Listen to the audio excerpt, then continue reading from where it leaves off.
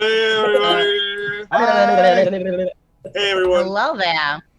What's up, It's been a y'all? couple of weeks. How's everybody doing? Me? I'm good. Episode 10.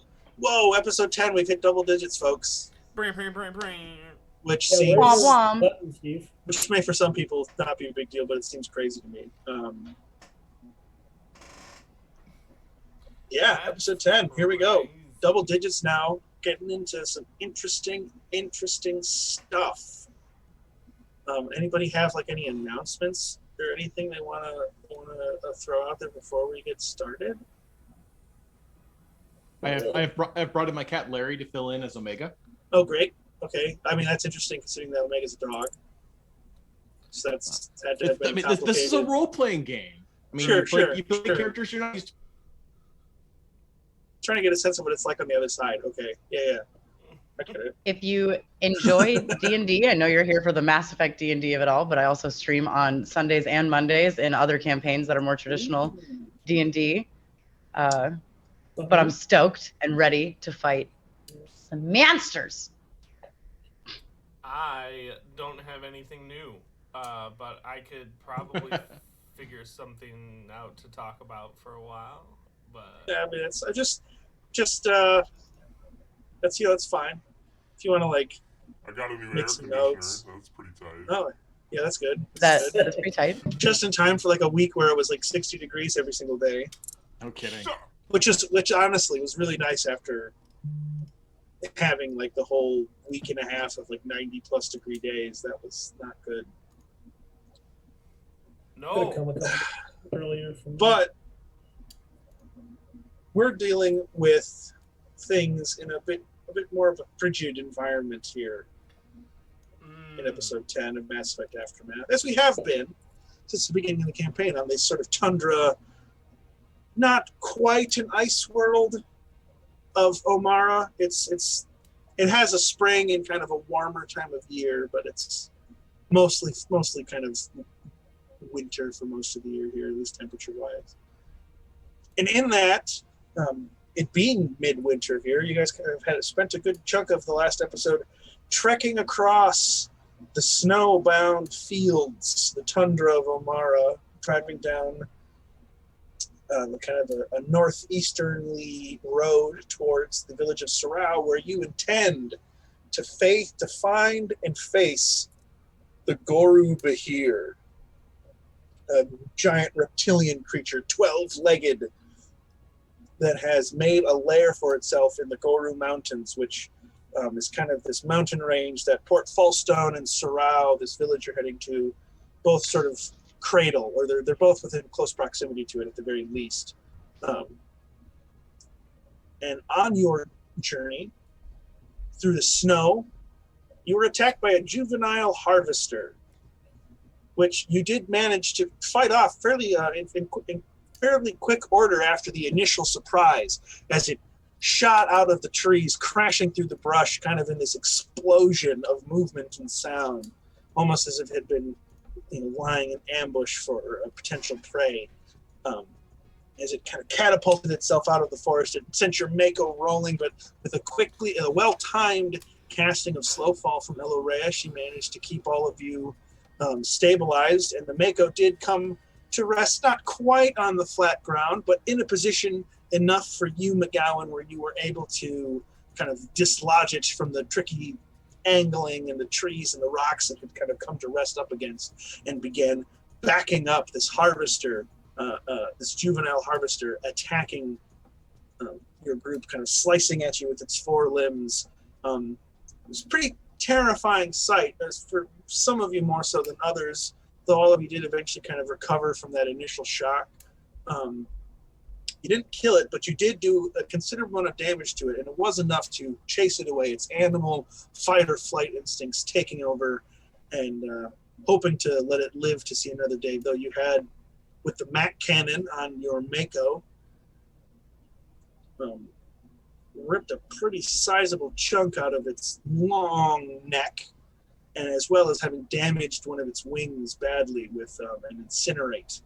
Very powerful incinerate from, I believe it was Omega, kind of leaning out the side of the door. because Rhea and Omega had both thrown open the sidecar, kind of not the sidecar, but the boarding doors to take shots at this thing. You stopped, and after dealing with this thing, did some repairs to the Mako as much as you could. There were some repairs that are going to require materials that you don't have access to at the moment, but you were able to get the Mako, even it hadn't really taken a whole ton of damage anyways, but you were able to get it back in pretty good, in pretty decent condition for it being kind of a busted, janky beater of a vehicle. And by about mid-morning, you come to the outskirts of Sarao, a farming community. As you drove through these outskirts, there were kind of some outlying farmsteads, quiet, just open fields, almost as far as the eye can see, with the mountains would have been sort of a little to your south, driving along the road, but to your north and east, nothing but open fields as far as you can see. In the village, you spoke with the shopkeeper at the local kind of farming supply general store. It was, things like he tried to sell you some seeds, or at least asked if you might be interested in buying some grain seeds as a sort of, slow time of year for the man, presumably. But he pointed you in the direction of Sixus, a Turian female who's sort of the unofficial leader of the town. She's kind of is the person that people go to settle disputes and to represent the town when they speak with outsiders, such as yourselves. And she, a bit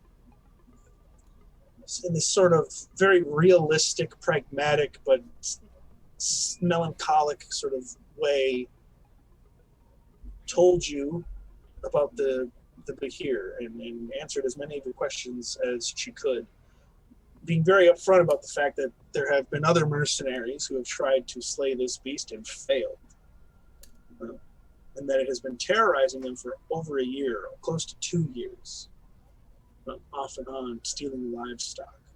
With that information, you decided to get eyes on its stomping grounds, find out where it comes and goes from, see if you can pick up its trail, glean any useful information about the environment around it, and come up with a plan to hopefully lure this thing out of its cave and kill it for the 100,000 credit bounty. And that's where we pick things up. You guys are standing not quite at the base of the Goru Mountains, but you're standing in a clearing that has obviously been torn through. There are smashed, broken, splintered trees. There are tumbled boulders. There are bones of animals and humanoids kind of before you as you're all gathered around the Mako, taking things in here. And behind you, you had driven past it on the way in, was what looked to be it's sort of like, think of like driving through rural Wisconsin and you see all those super old farms that are just like melting, basically. There's something that looked similar to those nearby. This is prefabricated metal. You hadn't really gotten a close look at it, but it's in your immediate sort of vicinity as you've been looking around. And that's where we pick things up. So, you guys, what's the next step here in your plan? You've discussed a few things, but we've just kind of gotten started. Are we continuing with Operation Boom Boom Cow? I think that's an excellent idea. Sorry, I got way too high pitched for Elrea. Steps are to go through and amass whether or not we have the appropriate explosives to take out said creature. Second would be to go through and find a farmer willing to go through and donate said creature. Third step would be to go through and find some kind of veterinarian surgeon to insert said explosives. Fourth, I mean,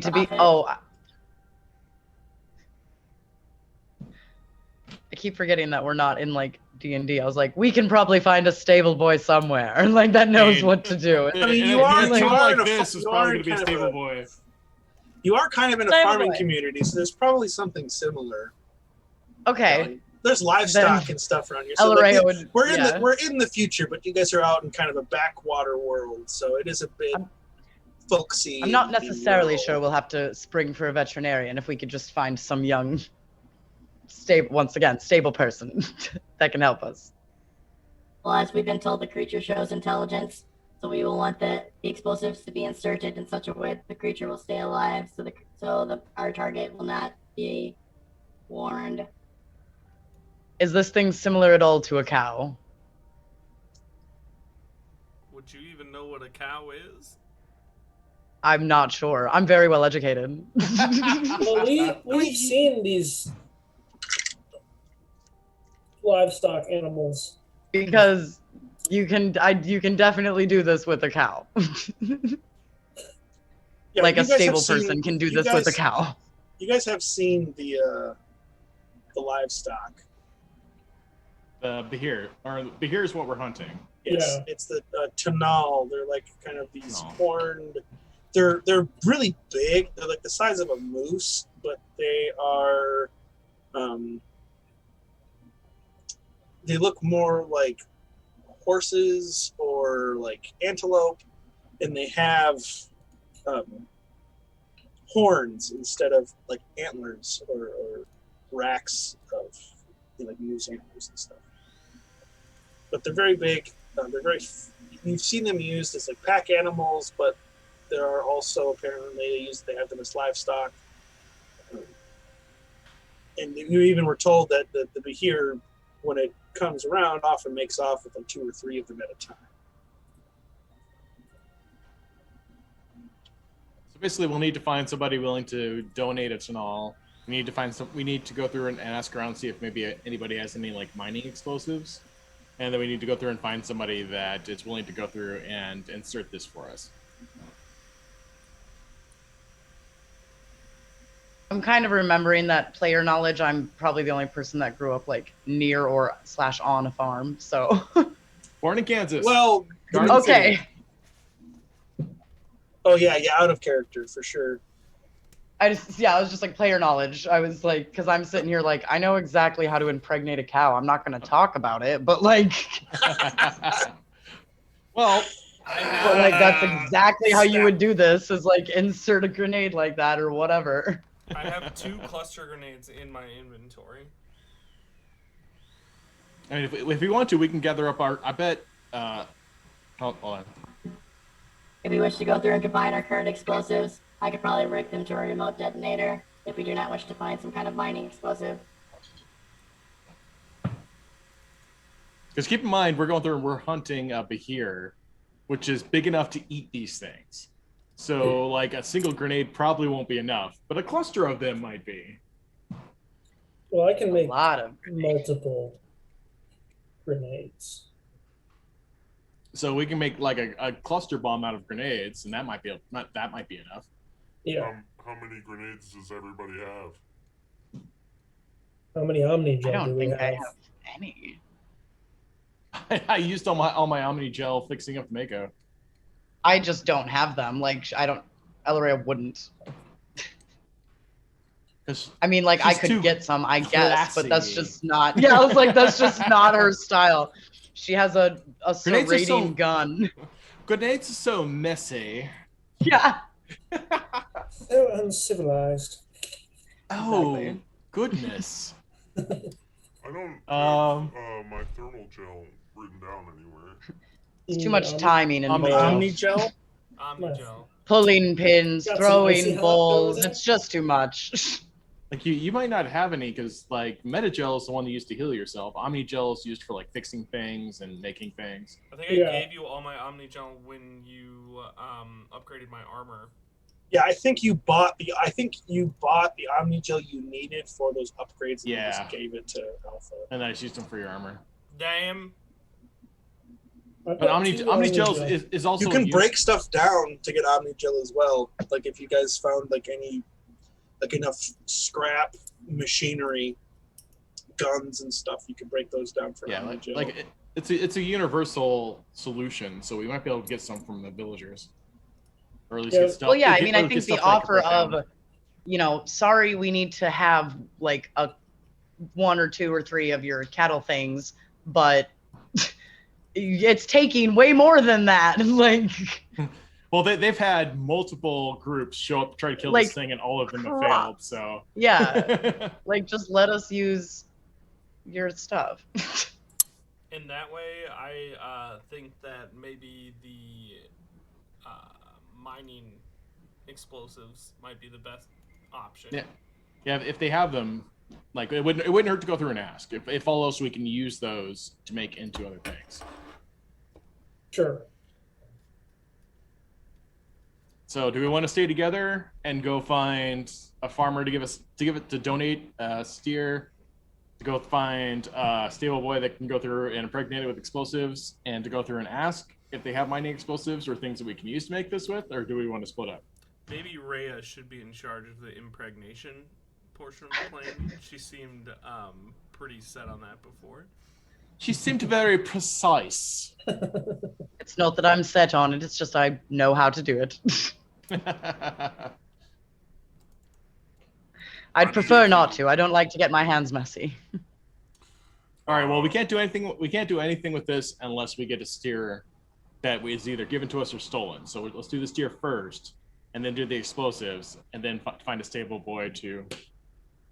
Well, we can also ask when we find the steer if there is a stable boy, because I feel like I don't want to have to double back. I mean, if we have somebody that's more charismatic than a robotic dog, this sounds like a good idea. We have someone who's very charismatic, although she might not appear to be. Then yes, let's work on the steer first, or the Tanal first. So you guys have been talking. Has any one of you been kind of looking around, keeping an eye McGowan out? would have been. Okay, go ahead and roll. Go ahead and roll a Omit. perception check, McGowan. Omega does that by default if he's not doing something. Oh, sure. Then yeah, you're using his stats then for that. Yeah. Oh, hell yeah.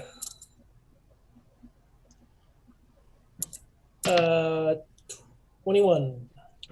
12. 12. You guys are talking, McGowan. You're just kind of looking around, and you don't see anything. But there's a very subtle break in the discussion, just as people are kind of collecting their thoughts, and you just hear a couple of good-sized stones just kind of tumbling down the mountain, having been shaken loose by something.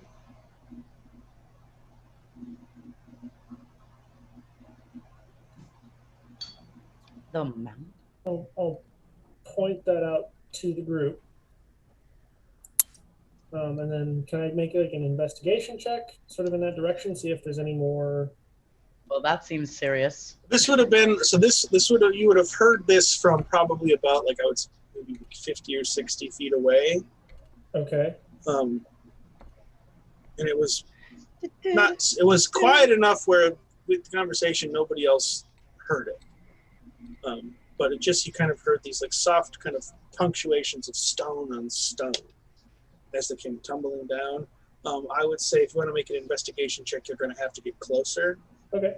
Otherwise, I would say you could make another perception check if you want to scan it at a distance. Now it's because we're more focused on. I'll scan at a distance. Okay. I don't want to get too close. I've made that mistake in other games. There was an owl bear involved. Unfortunately, that's only a 9. 9. You don't see anything. Just gray, white, a little bit of green from some kind of low bushes that are kind of clinging to the side of the mountain on the lower altitudes. There's big boulders and smaller stones, but you don't see anything. All right, watch my back, and then I'm going to gun out. I'm going to go take a peek, see. Take an investigation check. Yeah, but I'm going to get closer and take a look. All Are you walking up, or are you trying to go stealthy? I can try to go stealthy. Won't do me any It's up good. to you. Is anybody going with him? And I suppose at this point, McGowan, have you let the group know? Yeah, I said watch my back. Oh, okay. I thought you said I was going. I misheard. I thought you Yeah, said something yeah. else. Gotcha. So I rolled my stealth check at disadvantage, and I got 2 natural 20s. So. Wow. Okay. So you need to go buy a lottery ticket right now. Yeah, I guess. So yeah, you're able to make your way up, kind of ducking and Hold on. diving. As soon as he said watch his back, I would have sent Omega to go with him. Okay. I would have Okay. said that Ray should probably use her sniper and scope it out. You're not wrong. I got to get my blue Asari dice out. Yeah, you could do that as well. Go ahead and you can make a perception What, check, perception? Ray, while McGowan is creeping up. Perception. All right, sweet. Do-do-do. Don't roll. It's okay. Oh, it's a dirty 20. A dirty 20. Nice. Still 20s? Still 20 though. Okay. And McGowan, as you're creeping up, you're able to move through pretty silently. While you're moving up, Rhea, you looking through your scope. Okay, you don't see anything distinct, but you see a few more rocks kind of shifting a little bit down the hill.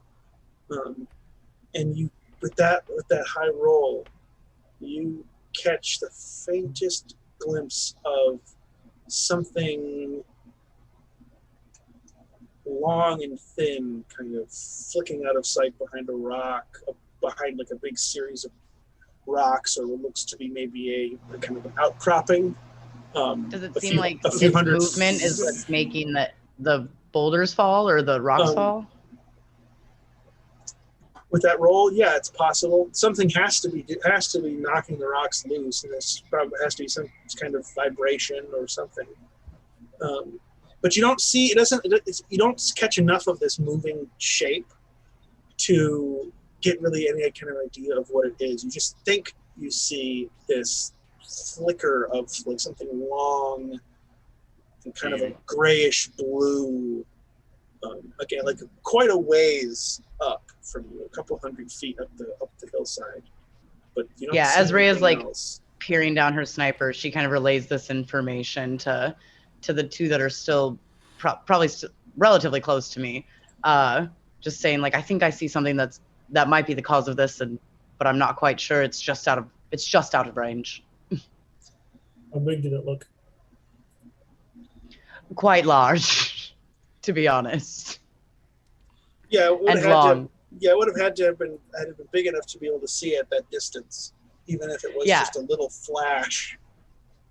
But there was no. The fact that I could see it through my sniper at that far away means it's very large. Yeah, it was hard to no real defining shapes about it, but you saw a movement. Yes.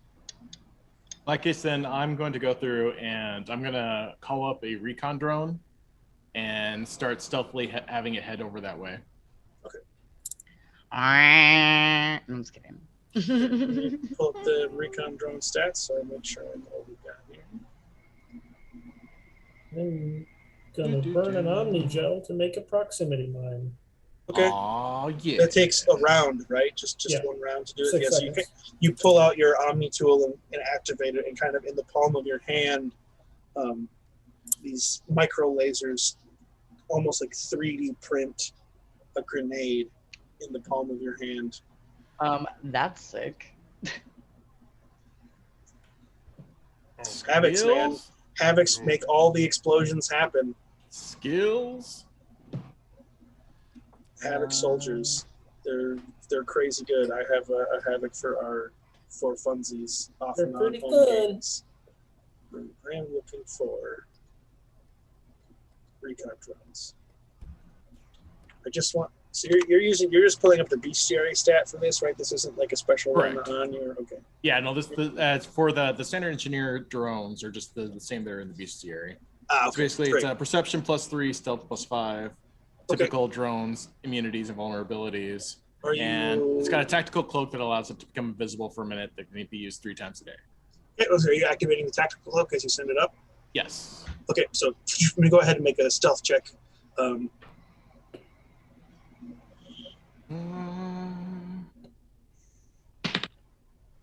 works. And I can never remember with being invisible Plus 5. So that is 19. if you get advantage or if they have disadvantage against I can find out. Let's find out. invisible. I haven't encountered invisible enough yet in my time as a DM to. Here we go. Invisible creatures impossible to see without the aid of gadgets or special sense. For the purpose of hiding, it's heavily obscured. Attacks against a creature have disadvantage, and creature's attack rolls have advantage. Okay, great. But it basically it cannot see it without gadgets or a special sense while that thing is up. Okay, great. Okay, so the recon drone moves up, kind of skimming alongside McGowan and Omega. Which I guess at which point it's up to you guys to decide. Omega and Omega, how far do you guys want to go up? How far is the recon drone going up? Alpha is sending a recon drone. If you wish to continue, we can. Otherwise, he will let us know. Not get too far ahead of the group.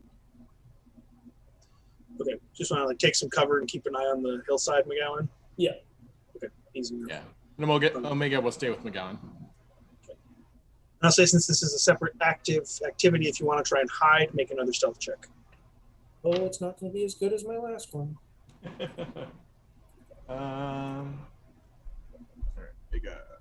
That's better anyway. Natural 1? No. No, 14. you're laughing. It was pretty shit. Wow, why am I not just seeing stealth on my? It's dexterity. Yeah. Okay. 9. 9?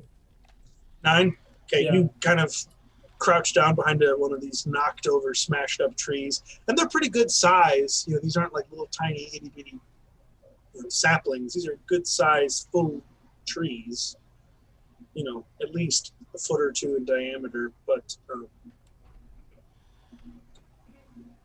it's definitely not full coverage. But you crouch down, pop your rifle up on the end of the wood to stabilize it, and the recon drone continues to move forward. Go ahead and make a perception check for the recon drone.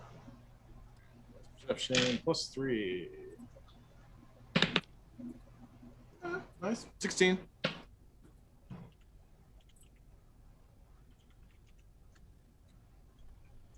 16. Okay. You don't see anything. You don't hear anything. Kind of depends on how long you want to hang around for. Well, the cloak will last for a minute, so we'll just have the drone continuing to kind of just circle around the area, kind of scanning around.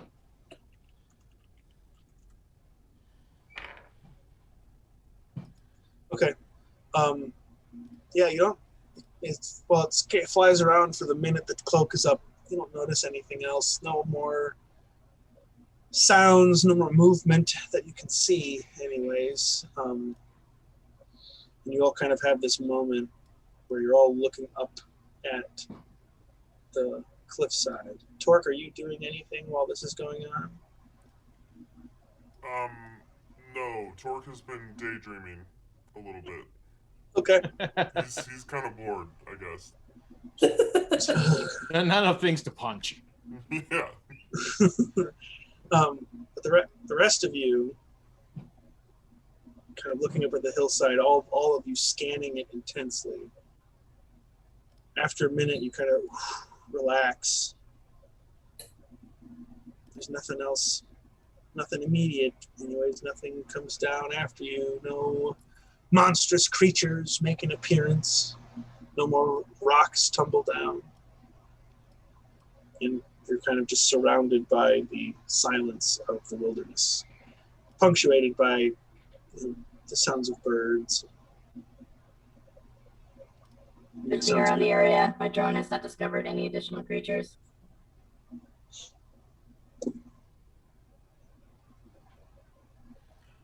Well, Do we wish to continue I'm searching? muted. Sorry. Or do we About what time is it? Is it late or is it early? By this time, you guys got to Sarao about 9 o'clock. So by this time, it's probably like 10:30, 11, somewhere between there, with your interviews and having to make a bit of not a long drive, but a short drive to the outskirts of town, and this time taken to kind of examine this area, because you guys have found what looks to be a pretty obvious path that this creature takes, because there's all this trampled underbrush and smashed trees, and this like a wide swath has been cleared through the forest here, probably from repeated passings. We can only hope that that wasn't this thing's like one trip out or whatever. Yeah. Well, it didn't try to eat any of us. True. The time was not right to attack it anyway. I know. I'm just saying it doesn't come out all that often. We need it to. What's the point of luring it out? There's no point in luring it out until we have the bait ready. So should we go through and either search for the creature or continue on the plan? Let's stick to the plan, I think. Yes. I Acknowledge. Rhea, it is your job to go through and find a farm that is willing to go through and donate said subject or said experiment. Hee hee. Great. I will find us a cattle creature. Can I do a perception or investigation to find like a farm nearby that has these? There is a farm close by, but you guys drove by and it looked like it's in pretty rough shape, but you could go and investigate that. Otherwise, there were plenty of farms scattered around the village, and there's probably somewhere in the village itself that could point you in the right direction. You have some options. So it'd be more of like less of a perception check to look for farms, because there's enough of them around where you'll look out in almost any direction and you'll see one in the distance. It'll be more something about like finding someone who has one, who's willing to negotiate for a sale, and then finding somebody to help you plant this device. So it'd be more like charisma stuff, kind of asking around for the right people. Yes. You can just walk up to a farm as well. There's one. There's a few of them that are probably no more than like 5 or 10 minutes away, just driving to Mako, because there's. And how far is the village? I think you guys drove about a half an hour, I think, to get to where you are. Yeah. So like there's kind of sprawling farmsteads that aren't really in the village, but they're kind of nearby. So we could just walk up to a farm, or we could go back to the village to ask which farm is best. I will say if you're gonna try and build a bomb or something, you will need a workshop for that. So that's something to consider as well. I propose we go back to the village, we get the best information, and then possibly split up from there if we need to gather supplies. Sounds like a plan. Because I think just approaching random farms isn't going to get us the best information we could get. No, that could take a while. Concur. At the same point, it would be interesting to go through and see Torque versus Rhea, who could go through and get a subject faster. Rhea going through and speaking nice and offering nice things. Torque racking his shotgun. Now. Just because I'm big doesn't mean I'm mean. I'm a sweetheart, really. You got a rat problem? Give me one of your steers. I'll get rid of your rats. Tough love. So yes, let's hop back into Mako, head back into town, and let's gather a little more information so that way we figure out where we can get our 3 parts. Okay, easy enough. Just load back up into Mako, taking your assumed seats, and you make the drive back. Driving by this old farm you saw, looking at it, it's in pretty rough shape. There's a farm and there's a barn and a farmhouse, both made of prefabricated metal. Just kind of a thing on the outside here as you drive by. At a distance, there's nothing remarkable about it, but it's looking at it. I would say between all of you, I think you'd probably be able to. It's a possible like Alamo type thing if you need a place to fall back to, something like that. It could be worth investigating on your return. Because it looks like it would offer a little bit of cover potentially if it came down to that. But again, you need a closer look to really assess the situation. But you make your way back to the village of Sarao, and it's essentially the way you left it. There's a few villagers walking from place to place. You see a few of them leading these Tanal beasts, these beasts of burden. They're sort of a dark brown. Some of them look to have white spots and stripes on them, like some kinds of deer have. But again, these things are huge. These are like the size of a moose, so they're very, very large. There's people riding on them. You see a few folks riding on their backs with saddles. There are a couple of folks leading one or two with big, heavy pack bags hung over their shoulders. And they're just these big kind of plodding creatures. Very long, thin legs, but very thick kind of muscle torsos and shoulders.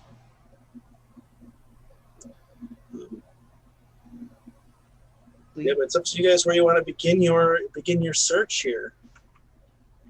Can I go up to one of the people on one of the creatures? Yeah, absolutely. You guys kind of park your Mako and start walking around town. I'll follow you. You wave down a Batarian man. He's got like a kind of a fur hat on. Kind of goes down past the little where his kind of little auditory like ear holes are. They're not ears like human ears. They're a little more. The word escapes me, but they're less visibly obvious. He's got a little bit like of a scruff on his chin and his jowls with a very coarse Batarian hair. And he kind of looks over at you, and he just kind of pulls the Tanal to a stop and looks down at you, Ray. Yeah, can I help you? Well, hello, good sir. My name is Ella Ray, and I'm traveling with a group of adventurers, and we're hoping to help with this mission that the town seems to be having a problem with. Not mission, you wouldn't say that, just the problem. And I noticed this gorgeous, excuse me, I've noticed this gorgeous Talal you have. Tanal, with an N, T-A-N-A-A-L. Oh my God, you're so smart, sir. That's wonderful. Been working with them my whole life. Really? Well, where did you pick up this spine specimen? Kind of looks down at it. Bred it from the herd. Bred it from the herd, you say? Well, that's mighty fine skill. Do you have your own herd? I do. And he points over his shoulder, kind of in like kind of a northeasterly direction, kind of a little bit back towards the way you came, not quite the same direction, but sort of the same way. Okay. And have you been experiencing any problems with the creature that seems to be stealing Tanal in the night? Lost 6 of them about 4 months back. What a shame, sir. That is devastating to your business and family. Torque is just kind of like rolling his eyes. Not the only ones around here, but I'm sure you've been heard of that. We have, and we are actually quite empathetic to the situation. We'd like to help as best we can. We're looking for a Tanal, as my friend Torque mentioned earlier. Would you like to talk about the Tanal, Torque? He looks over at you, Torque. Torque. Torque, Tanark. Oh my god. Sorry, anyways. I had to call myself out a little bit. What a perfect time for me to take over. And then he just like looks at Ray for a second. It's our plan to bait the Behir with some Tanals that have been loaded with explosives. If you think this plan would work, would you be willing to donate any of your livestock? If not, we can purchase them. He shrugs at your first question. And why don't the two of you both go ahead and make charisma checks? Yeah, I was gonna say she would Or throw not in charisma, at the persuasion checks. persuasion. Yeah. Specifically, I persuasion checks. Since Oh I rolled, fuck yeah. Okay. I rolled my die before you changed it to persuasion. Can I re-roll it? Just kidding. It's the same. No, it's the same. Yeah, just different modifier. I got a 7 total. 7 total. What you get? Okay, I rolled a 19, but I have a +8, so I got a 27. Wow. Jesus Wow. Christ. So he looks over at you, Torque, and kind of like he looks at you and just kind of like looks through you like he's not really paying attention to what you're saying. Torque's not being persuasive. Like- He's just staring back like. And Ellery is being very persuasive. And you guys stare at each other, Torque, for long enough where he kind of starts to get a little uncomfortable. And so he just slowly, you can see like the two eyes on the right side of his face kind of linger on you a little bit as he turns his head, but he just sort of slowly turns his head back to look at the much more attractive Asari, who is being way more personable about the whole thing. He just kind of like... I can totally see Rhea going through and talking to the guy and kind of do the casual flirty like hand on the shoulder thing, like dragging it down his arm a little bit. Torque sees that the guy's ignoring him, puts his hand on his shoulder, and then drags it down. And the guy's like, that. Look, my friend's hitting on you, but you're not picking up the hint. Yeah. Ray's being all suave and elegant. Have you met Torque? And Torque's like, do you think it'd be easier to put the bomb in the mouth or the ass?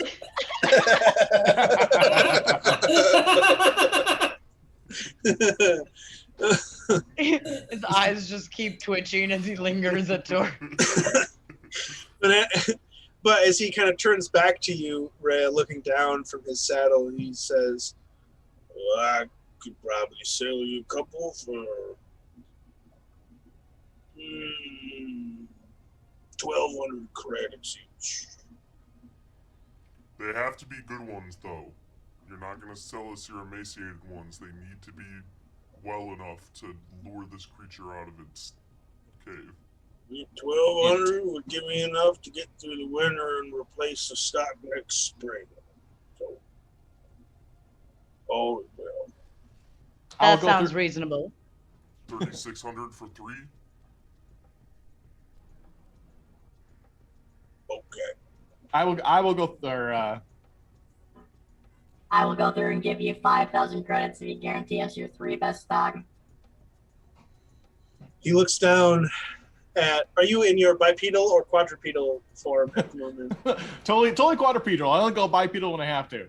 At the quadrupedal, at this Geth cyber dog, kind of like trotting over and like looking up at him and with very dog-like mannerisms, and then just speaking. Again, mechs are commonplace enough, but you've got a little bit more personality than your typical mech dog. And so he as people often are meeting you, is sort of taken aback for a moment. And again, rather than like responding to you, Alpha, he turns back to Rhea, kind of. You get getting the sense that like there's a lot going on for him right now. There's a lot of colorful characters that are kind of making themselves known, and what is probably a fairly humdrum sort of day for him. And he was just kind of not prepared for this, so he kind of is focusing on what is easiest for him to understand in this moment. Initiating wagon. I know that this exe wag. I know that we are a bit overwhelming, but I assure you, good sir, that we are here for your best interest and the town's. Go ahead and make another persuasion check for you're offering 5,000 credits for his 3 best to guarantee his 3 best. And make this an advantage though, because you've got help and you've been very persuasive with him thus far. Oh, thank God. So I got a 2 and an 18. Okay. Yeah, yeah. 18 plus 8, 26, baby. He looks kind of looking down at you for a moment. She is basically washing a Cuda in like an 80s Whitesnake video right now for this dude. Like, no other attention. Like, have you ever seen somebody just like completely biff something, but they do it so adorably that you like them anyway? Yeah, this is like Rhea's level of charisma here. Like she totally trips down the stairs and everybody's like, "Oh, that was the cutest thing ever." He looks back at you, Rhea, and just gives a, "Yeah, sounds like a deal. You want to come back to the farm, or should I meet you here?" I mean, personally, I'd love a glass of tea, but I'm not really sure if we have time. Meet you here, then. He looks over at you, Torque. Meet us here. I'll be back in. Pulls up his Omni tool. 3 hours. I quick send him the 5,000 credits. I can pay the credits. Looks up at you, and he's had this very like, it's not a frown, but it's the sort of face that you get when you're the sort of person that thinks about a lot of very serious things all the time, and you kind of have this perpetual sort of subtle scowl. It turns into a small smile as the credits come through, Torque. And you see his kind of like his Batarians have a lot of like thin, more sharp teeth, and so his smile is this kind of very like, there's a lot of gaps in it, but it's just sort of like. So Alpha, with his inquisitive nature, is seeing this Batarian like actually smiling, and then Alpha sends him his 5,000 credits too. What? Whoa! No, really, I got it. This is for research purposes. He he's very confused. That's If where this you is more- find us. And he looks up at you, Torque, and he says, 10,000? Okay. And he turns off his Omni tool and starts to walk away. Oh, wait. The extra money is if you find us, if you come back with someone who can help us insert the explosives. Human emotional We just forgot to mention experiment that part. 613-72. Apparently giving them extra money doesn't always make them happy. As he's about to start walking away on the tunnel, he kind of reins up again and he gives it a thought for your question there, Torque. A thought. Stable boy. Stable He boy. nods, and he just nods. And goes, all right. Done. 3 hours. And then he starts riding away. Stable boy. Okay. All right. So we've got our subject. Now we need to go through and get the bomb materials and somebody who's going to, impregnate. No, he's gonna bring back someone to impregnate. Okay. Yeah, we just have to get the explosives now. I love that we're talking about impregnating. How many instead of times are we going to say bomb. impregnate? Well, that's correct. But Well, I so mean- many times are. Before we were talking about like I just think it's an saw-level interesting word surgery choice. insertion. Yeah. Y'all were like, we got to cut this thing open and keep it alive. No. Like we were doing some jigsaw planning up until Rhea talked about impregnating cows, and now we're going like the safer route. Yeah. I mean, we're planning a fucking bomb. There's nothing safe about this. Wait. Should we tell him to? Should we tell him to bring us his best females? Or are they gonna have a better cavity? Oh, yeah. Fair. We do Well, have to have females. To be fair, if they're livestock, typically the female ones are the ones that are the better ones. The male ones, like they're just bought to breed. So hopefully he brings us at least one, if not all three females. We need at least one. He holds a hand up. The males have to be okay with butt stuff. God. Oh God, Doctor, my And he colon. raises his hand. He's like, I My got colon, it. ever since I got my new owners, it's just been acting up. Yeah, he turns around and he goes, I know exactly what you're talking about. Yeah. We used to do it all the time growing up around here. Oh God. All right. Boy, Are in stay Wisconsin. boy. From this game. I'm just kidding. Jesus. All right. All of a sudden, Torque gets a flashback from his college years. Let me tell you guys about the time I shit a brick. Literally, it was on a dare. Talk about impregnating. Just remember, you are the one who invited all of us to come do this. Yeah, I know. Ultimately aware. your responsibility. I am painfully aware of that fact. This is your fault. This is your fault. Anyways, back to the game. So with this sort of partial plan in place, we've got about 3 hours before this guy is supposed to come back with someone to help you plant these bombs within these creatures, or well, and at least 3 of them, three of his best stock. So we've got a couple hours to kill here. What do you want to do? At this We have point, we flight should head back. explosives, so At this point, we should head back to the general store and/or the law enforcement area. Either option might have tools that we can use and/or explosives that we can use. We have to find the most phallic-shaped bombs that we can find. Which species of phallic would you like to use? I can accommodate as best as possible. Oh my God. Oh, jeez. Pull up. None And of we that. made it. We're a true D&D crew. None of Where's that the now. fuckboy bard? No, Wait, am I the fuckboy bard? Damn it. no horny bards. I'm No horny bards. I'm the artificer, so I will make the tools. You know, you guys just tell me the dimensions that you want. So you have Like- bards like- and artificers. Do you want like on a- human? Do you want like Krogan? Do you want like duck? I mean, Torque's not a bard, but he is a fuckboy.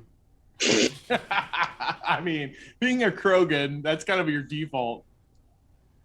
he's also allegedly famous for it.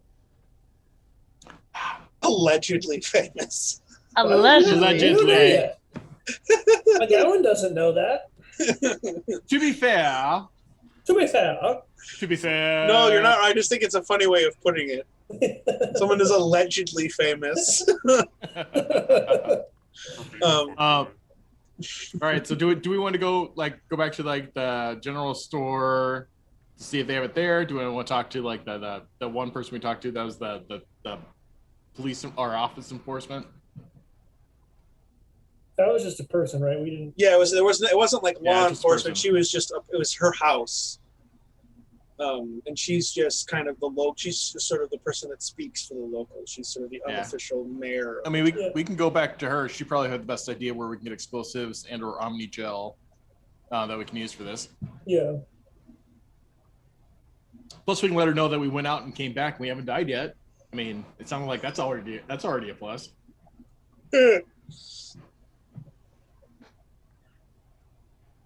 So yes, do that. Agreed. Sorry. Yeah.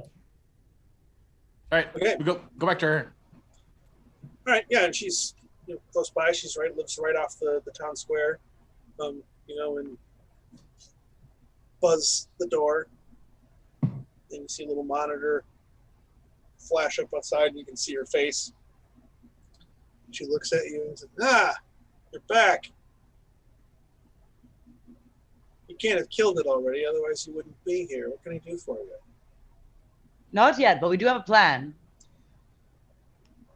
That's something. What can I help you with? We're looking to make explosive. Oh, sorry. We either need explosives or Omni gel. I can't really help you with the explosives, but I imagine that Stan has some Omnigel for sale somewhere in that store. Stan was the general store owner with the twitchy eye. I know. I just forgot that his name is Stan. I love that. His name is Stan Bloomfeld. just this kind of goofy old country guy. Just a guy. Yep. Just a guy. Stan the man. Sometimes people are just people. Gotta tell them Those the are my plan. favorite D&D characters. Is the ones who are just a guy. That's the guy that we adopt, though. That's the guy we bring with us. Like, well, because they're the weird ones. Everyone else is fucking weird. Everyone else is crazy. Rhea, Alpha, Torque, McCowan, and Stan. All together in Stan's Great Adventure. Yeah. And the whole time she's just like, I'm scared. Yeah. Yeah, he's a background character the whole time. Hi, I'm Stan Bloomfeld, and the whole thing is about you guys trying to help him get to a place, but he's just like not on camera ever. Today in Stan's Great Adventure, he discovers nuclear rad roaches. Oh no! That is the wrong timeline, sir. We don't know that. The universe I is do a big know that. place. why do we never see Stan? Oh, he's in the Mako. Yeah. Wait, Stan's not in the Mako. I went to How the long has he bathroom. not been in the Mako? We've gone through like 3 towns We left him and at the like gas 4 station. nests. Yeah, he's just back in like Port Falstone, Cuts just kind his of like stamp. he's with just like a convenience store bag. Like, Well, hey, where'd everybody go? Yeah, we Guess I'll just live fucking here. forgot him. He's sitting on the bench at the bus stop, just sucking on a Slurpee. Just assuming you guys are going to be back eventually. Don't worry, Anyway. they're going to come back for me. Speaking of Stan, you all walk across the courtyard or the town square to his general store, and you find him there inside. Oh, you're back already. Interesting. Take it you're not here for seed. No. Not this time, Stan. Nope, we've come for dick-shaped bombs. You got any? No, I don't have any of those. I can't say that I've seen one of those before either. That sounds like trouble.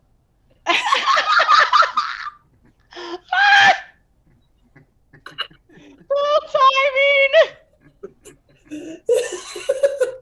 Trouble.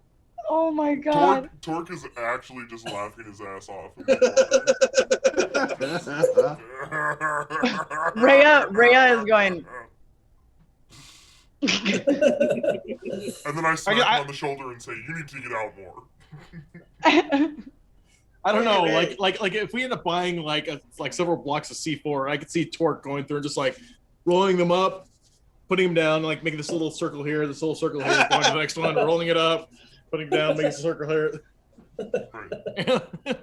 Yeah, I don't have any explosives, but if you need, like, mechanical, technological bits, I got a few canisters of Omnigel over on the shelf over there, I think. I will go over and look at those. And how much for the Omnigel? The Omnigel, I think it was 1,000 credits per canister. Let me double check. I don't have it on my notes in front of me, but I have it in my notes. What up, Cat? I've already fed you, so you can. I think it was 1,000 per.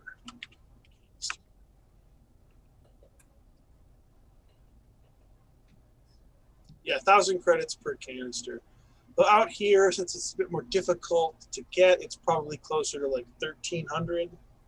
Okay. How many canisters are there? There are 4 canisters. I will buy all 4 canisters. Pleasure doing business with you, he says as the credit transfer goes through.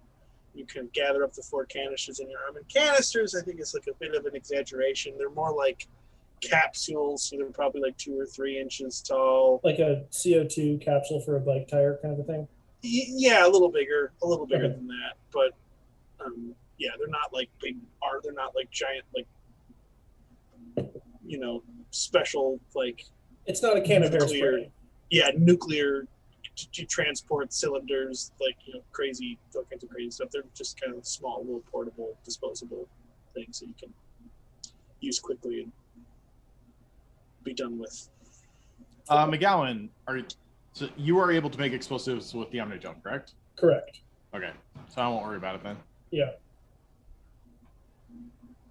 Havocs, man. You can make your own grenades. It's pretty wild. You do still only have a grenade capacity of 2, however.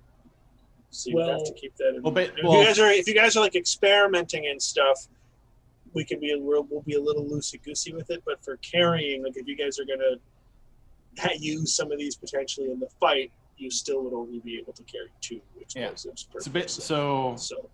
So Alpha's going to go through and log into the dark web of outer space to look into the internal dimensions of a tunnel, to go through and get a rough estimation of how much space we have and how much they can stretch by going through with the explosive we put into there, and then going to work with McGowan on creating a multiple explosive device that would still be able to be inserted into the tunnel without killing it. Go ahead and make a science check. I will say that like the explosives I make they're pre-programmed. Like he has to know what kind of grenade he wants to make before he makes it. So he can't just make it and it be anything. Yeah. He makes specific kinds of grenades. Well, basically Alpha will be going through and creating a device that will be remote detonated. Okay, so a proximity mine, mine, which I can make. I've already made that. So yep. Yeah. All right. Science, which I am totally happy to go through and do science. Dick science. 26. 26. Nice. Okay, yeah. I mean, there's plenty of medical, and most of it is in the context of farming and like caring for these animals. There's probably videos and stuff. Yeah, there's plenty of it. They're pretty common, like agricultural beasts. So like they're not just on this world. They are more associated with the terminus systems and kind of backwater rural worlds rather than them being like, popular show creatures in more populated areas. But there's plenty of information about these things. There's plenty. You're basically able to find the same amount of information that a veterinarian would have access to. So then going through and using that information, I'll purchase extra bits from the general store needed to go through and create this. So however many credits you think that would take of just general. Okay, stuff. so you're thinking like.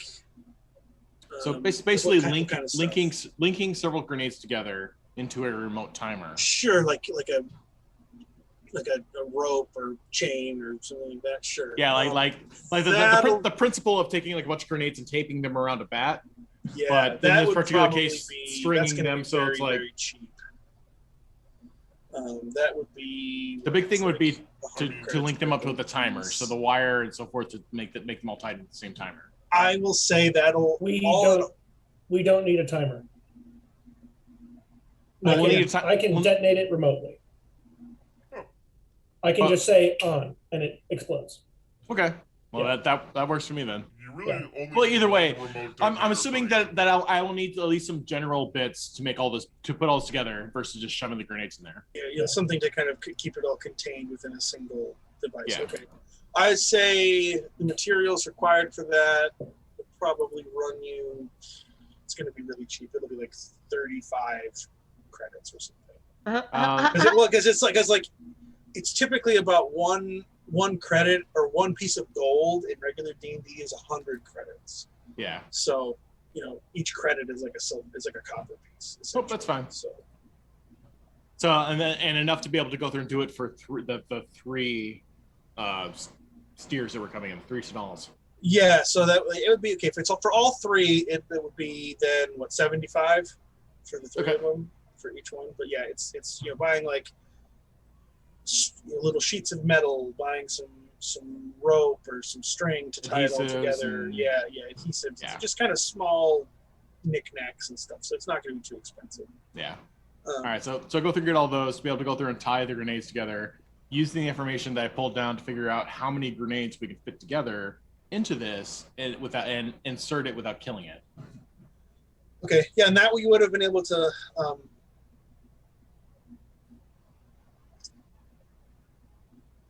From that search, what you'll know is that it would be possible to do that, but to put the kind of the size of the explosive that you're talking about into a creature like this, it will require a surgical procedure.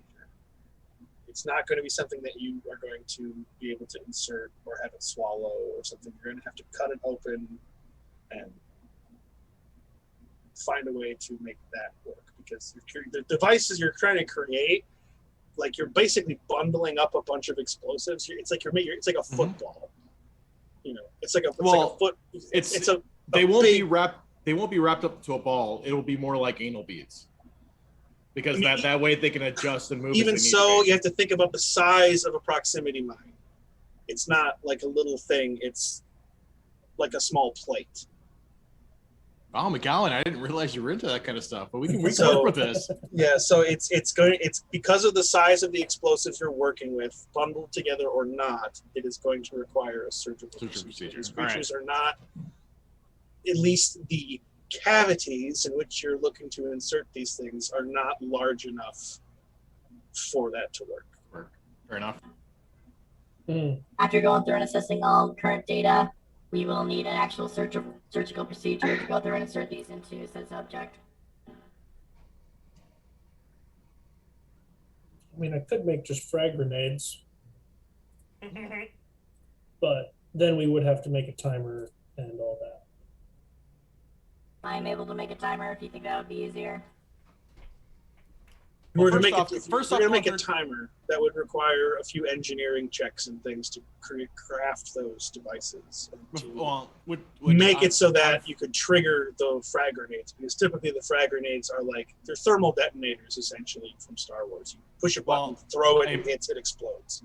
Basically, we have either proximity mines, which McGowan can explode, or frag grenades, which I create a timer for, so I or somebody else can explode. So that still gets us the general purpose in the end. Doing mathematical calculations, which do I feel would cause more damage? I mean, I can stuff that up. Yeah, I mean, McGowan would be able to tell you from just the yield of the explosives. Okay, so yeah, so would several proximity mines or several or more frag grenades? Because between you and me, we can create a timer for this. And what mark are you able to create your explosives at as well, McGowan? Right now, I'm able to make them at Mark 1. So the frag grenade is going to have a more explosive potential. All right, so I can go through and I can work on making a timer for multiple frag grenades if you want to make frag grenades. Yeah, I mean, that'll take me a couple seconds. Okay, if you want to. So in order to make a timer, you're going to have to do some investigation checks to search around town to find the proper parts for something like that, because this is a small little village that doesn't really deal with military-grade explosives. So you'll have to first be able to even find the materials to make a timer. So go ahead and roll an investigation check first. Can I offer assistance? I would say you're both rolling separately on this one. Okay. It's fine. I got 25. Okay. Like anything intelligence based, I have no problem rolling for. Okay. It does. The other thing too, I would guess I would ask is how much time. Well, you're probably willing to spend as much time on this as it takes. So yeah, with a 25. You are able to find all the parts you need, but it takes you a few hours. And by the time you're done, the farmer has come and gone. I don't know if you guys want to talk with him or whatever, but when he comes back, he comes back with another male Batarian who is in rugged but more well-kept and less dirty clothes. And he introduces himself to you as Doc Irawak. Doc Irawak, veterinarian. I heard you need some help with some beasts. And I think, well, since McGowan and Alpha are out looking for parts and stuff, this is Torque and Rhea who are here meeting with the farmer, who has brought you 3 very healthy, very sturdy looking Tanal. 2 males and a female. So 2 of them have big kind of twisting horns. Dicks. And the third one does not. Big That too. twisting dicks. But once the 3 animals have been left in your care and you're speaking with Doc, and his Doc Irawak, IROROK. IRO. He's kind of a thinner Batarian, about the average height. He's not quite as burly or as broad-shouldered as most Batarian males tend to be. And he has kind of he's quieter and less kind of a lot of the Batarians that you've met have a presence about them, and it's not always a good one. They kind of radiate, not aggression, but Batarians take offense easily, and so they always sort of radiate this feeling of being on guard a lot of the time. But this guy doesn't have that same vibe. He seems a little more casual and more relaxed.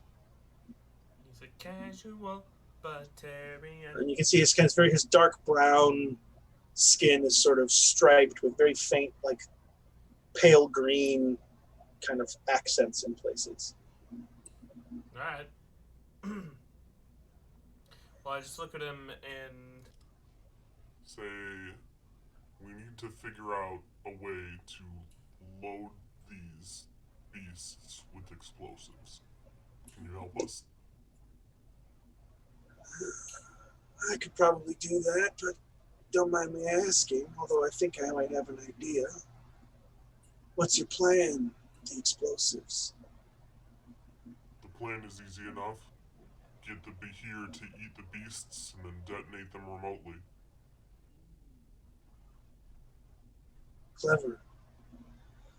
Clever. I think I can help you.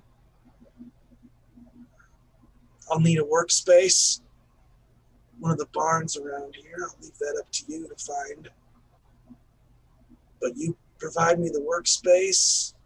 Bring me the materials that you're trying to implant, and I can make it happen.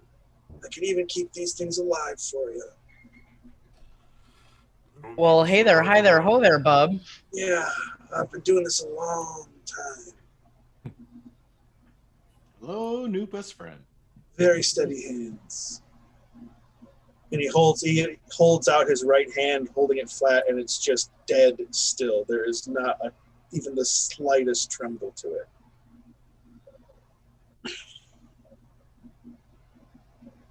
Excellent.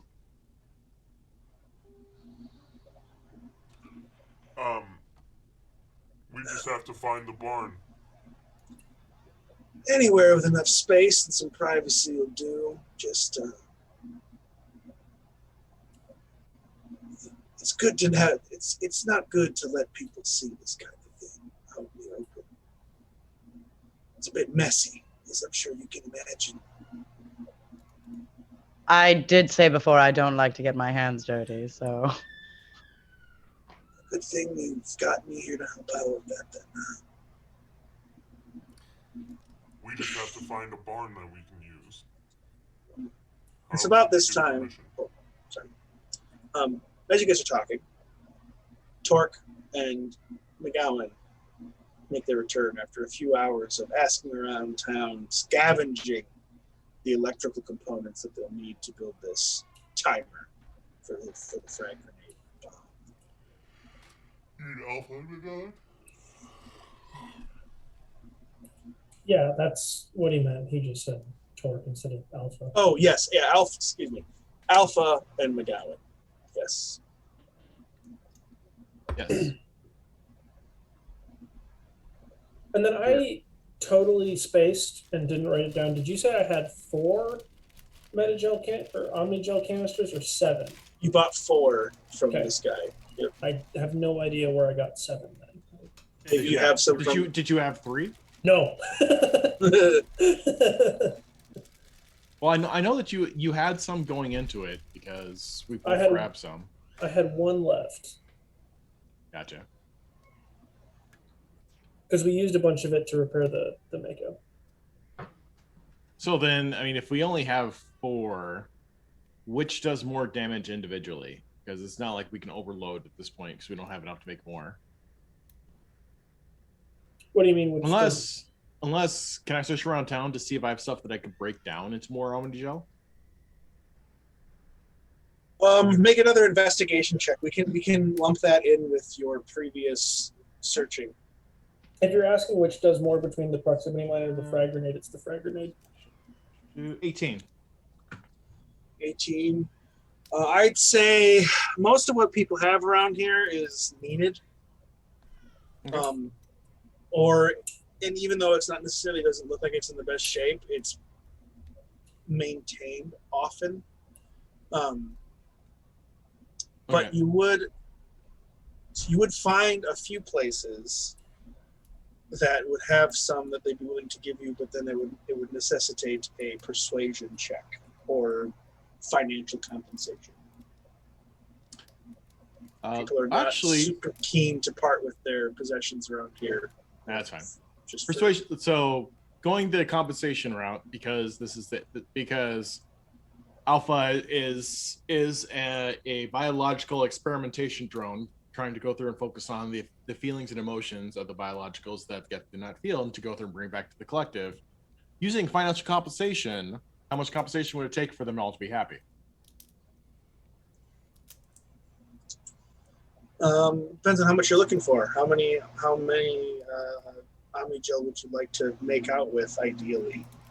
Well, so McAllen has 4, so ideally would be 5 more. 5 more. That'll probably run you.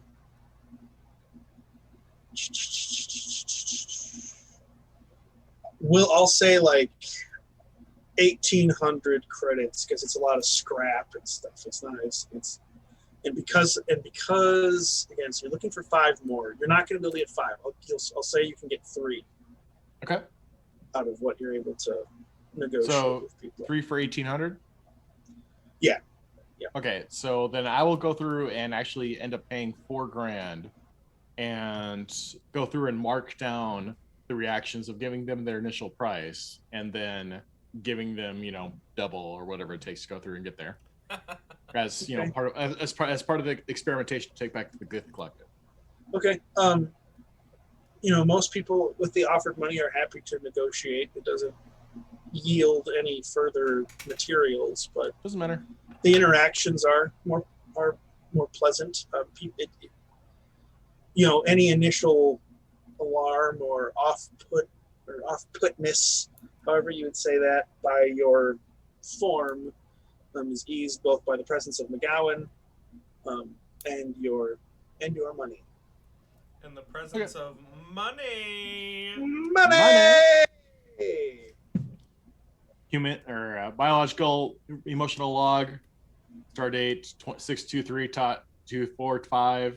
So apparently, if the human is naturally grumpy, offering them more money, they will continue to be grumpy. But if the human is not grumpy upon initial interaction, giving them extra money causes them to be happy. Hypothesis: apparently, biologicals really need said currency.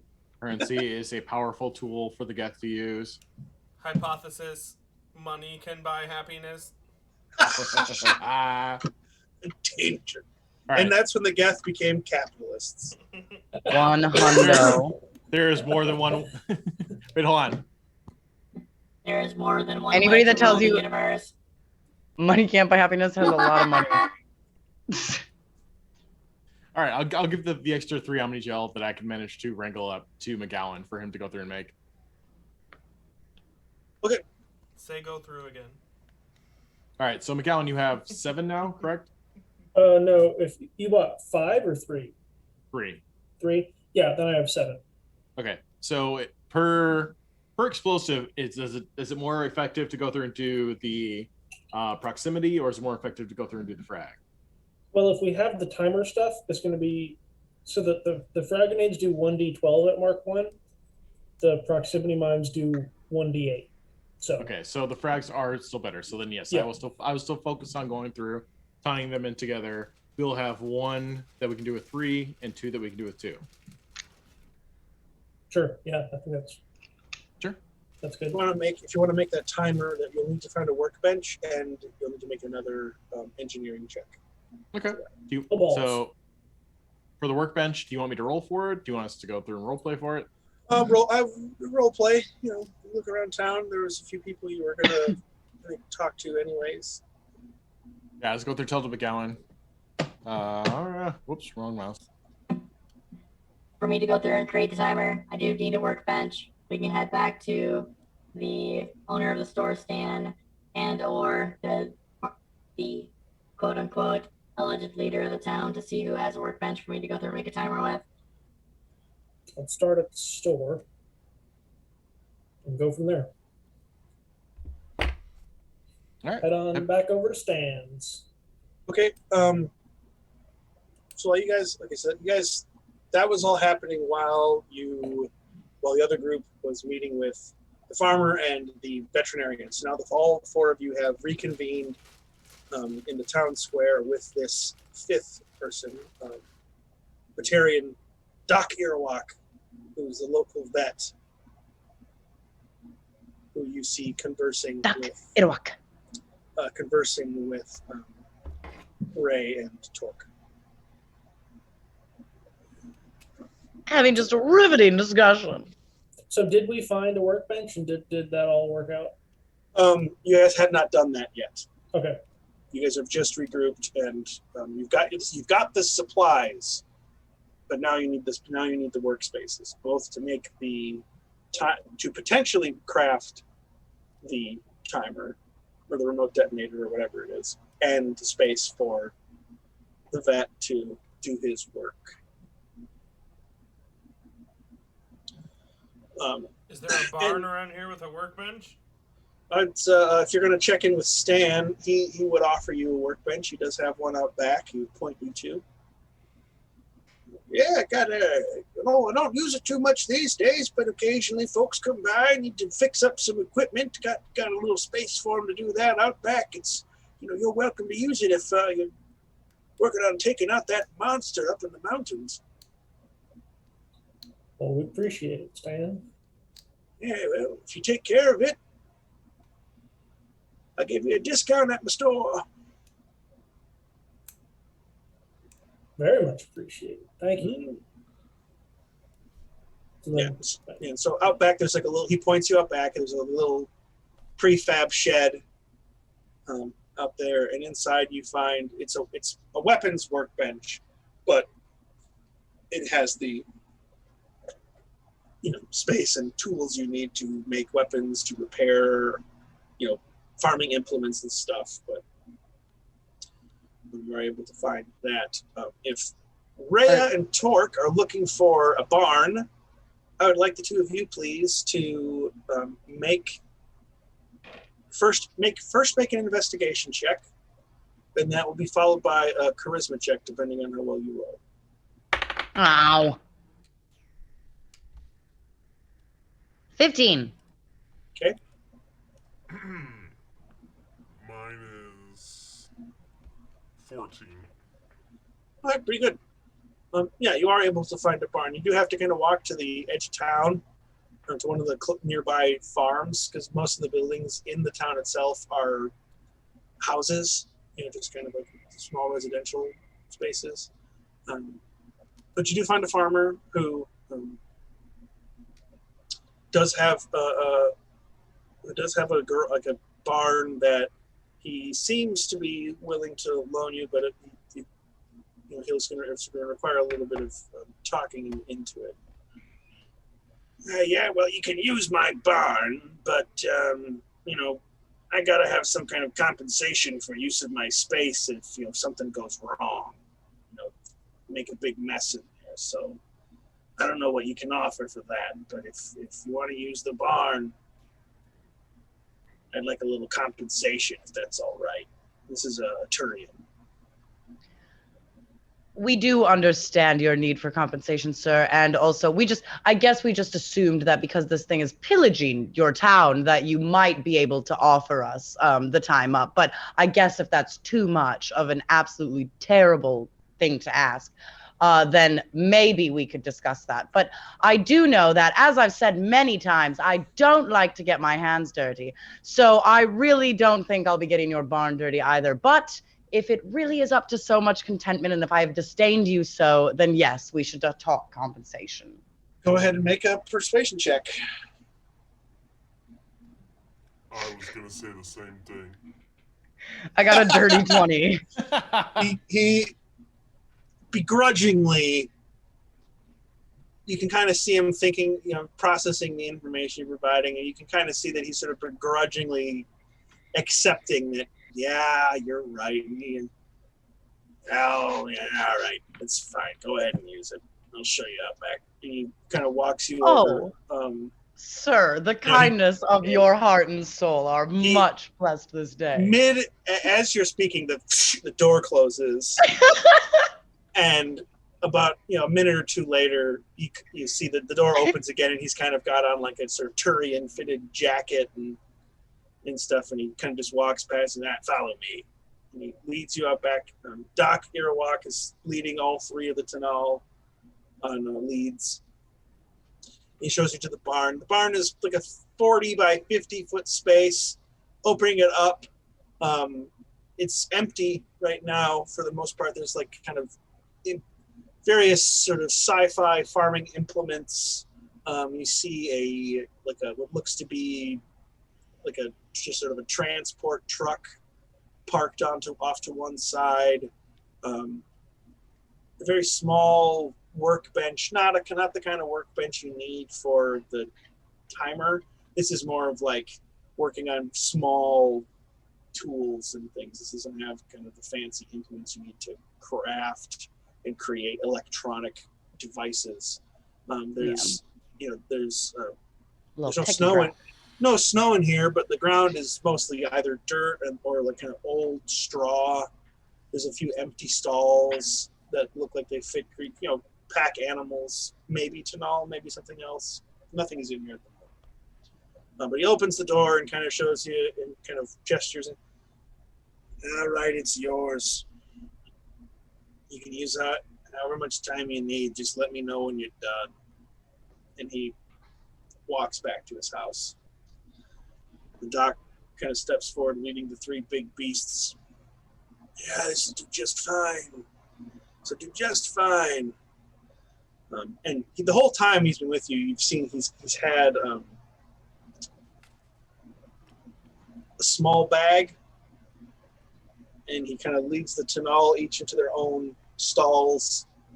And in the bag, he kind of clears the space on the ground and lays everything out. And there's not tools. Most of the medical tools that they would need would be, you can use the Omni tool for that, but there are painkillers and sort of anesthesia type drugs with syringes and stuff that he lays out so that he can do this procedure with the animals unconscious and having their pain in the areas of the procedure numbed, so you can do it as humanely as possible. Once he's got everything, when he only a little, like, I'll keep the cuts nice and clean, cut them open, put what you need in there, close them back up again, give them a few hours to rest, and they should be good. But whenever your friends get here, I'm ready to start. This dude I just picture this dude looking like Stephen King. Right. For some reason, I don't know why. Like, The Batarian version of Stephen King. yeah, like, A little bit, yeah, a little bit. Actually, that's not too far off, honestly. it's like, just let me know. I'll get it done. I'm like, okay, fuck. Yeah, that was a really somber answer for my pretty much joke of a question, but yeah. But yeah. All right, so meanwhile, you guys are kind of just kicking back in the barn. Meanwhile, It's nice. It's not heated in here, at least not at the moment. But it is nice to kind of get out of the wind. It's a little bit of a reprieve from that. And your armor has minor, environmental controls and stuff that kind of keep you comfortable anyways, but it is nice to get out of the wind. So while you guys are doing that, Alpha and McGowan, Alpha, please go ahead and roll an engineering check to craft this timer. 30-20. Dirty 20, nice. You are able to assemble. You get about halfway through the process, and everything is going swimmingly, with the kind of mishmash of parts that you've been able to find. It's not pretty, but you are stringing together something that will work. Please go ahead and make another engineering check to try and polish this thing off.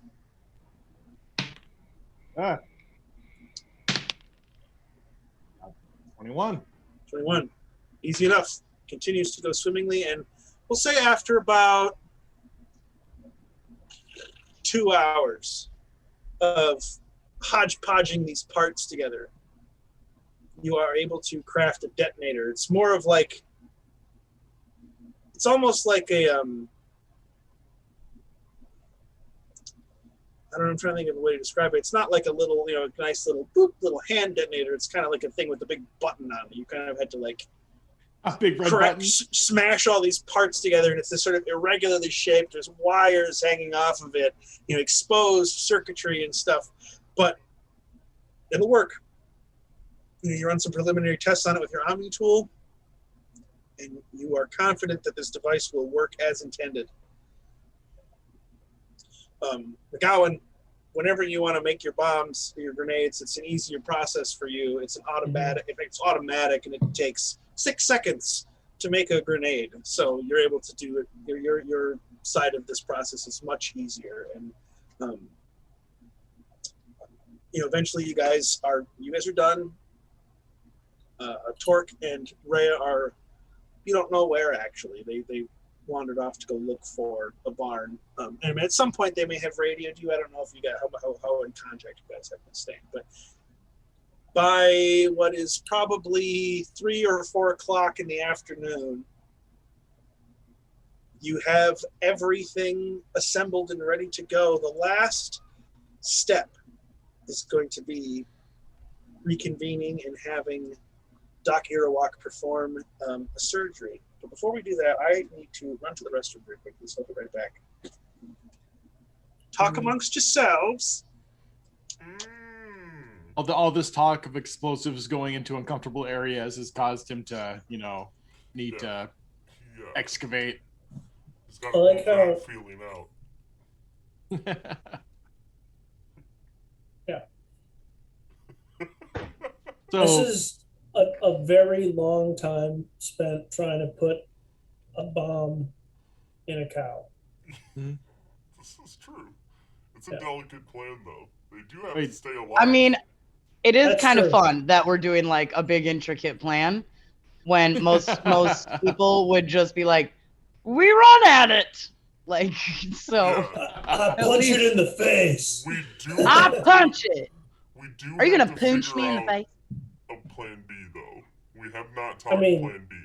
well, Plan okay, B is so- on I know our that I'm radar. going to be aimed up with my sniper rifle somewhere. so Torque, Yeah. you've seen Guardians of the Galaxy 2, right?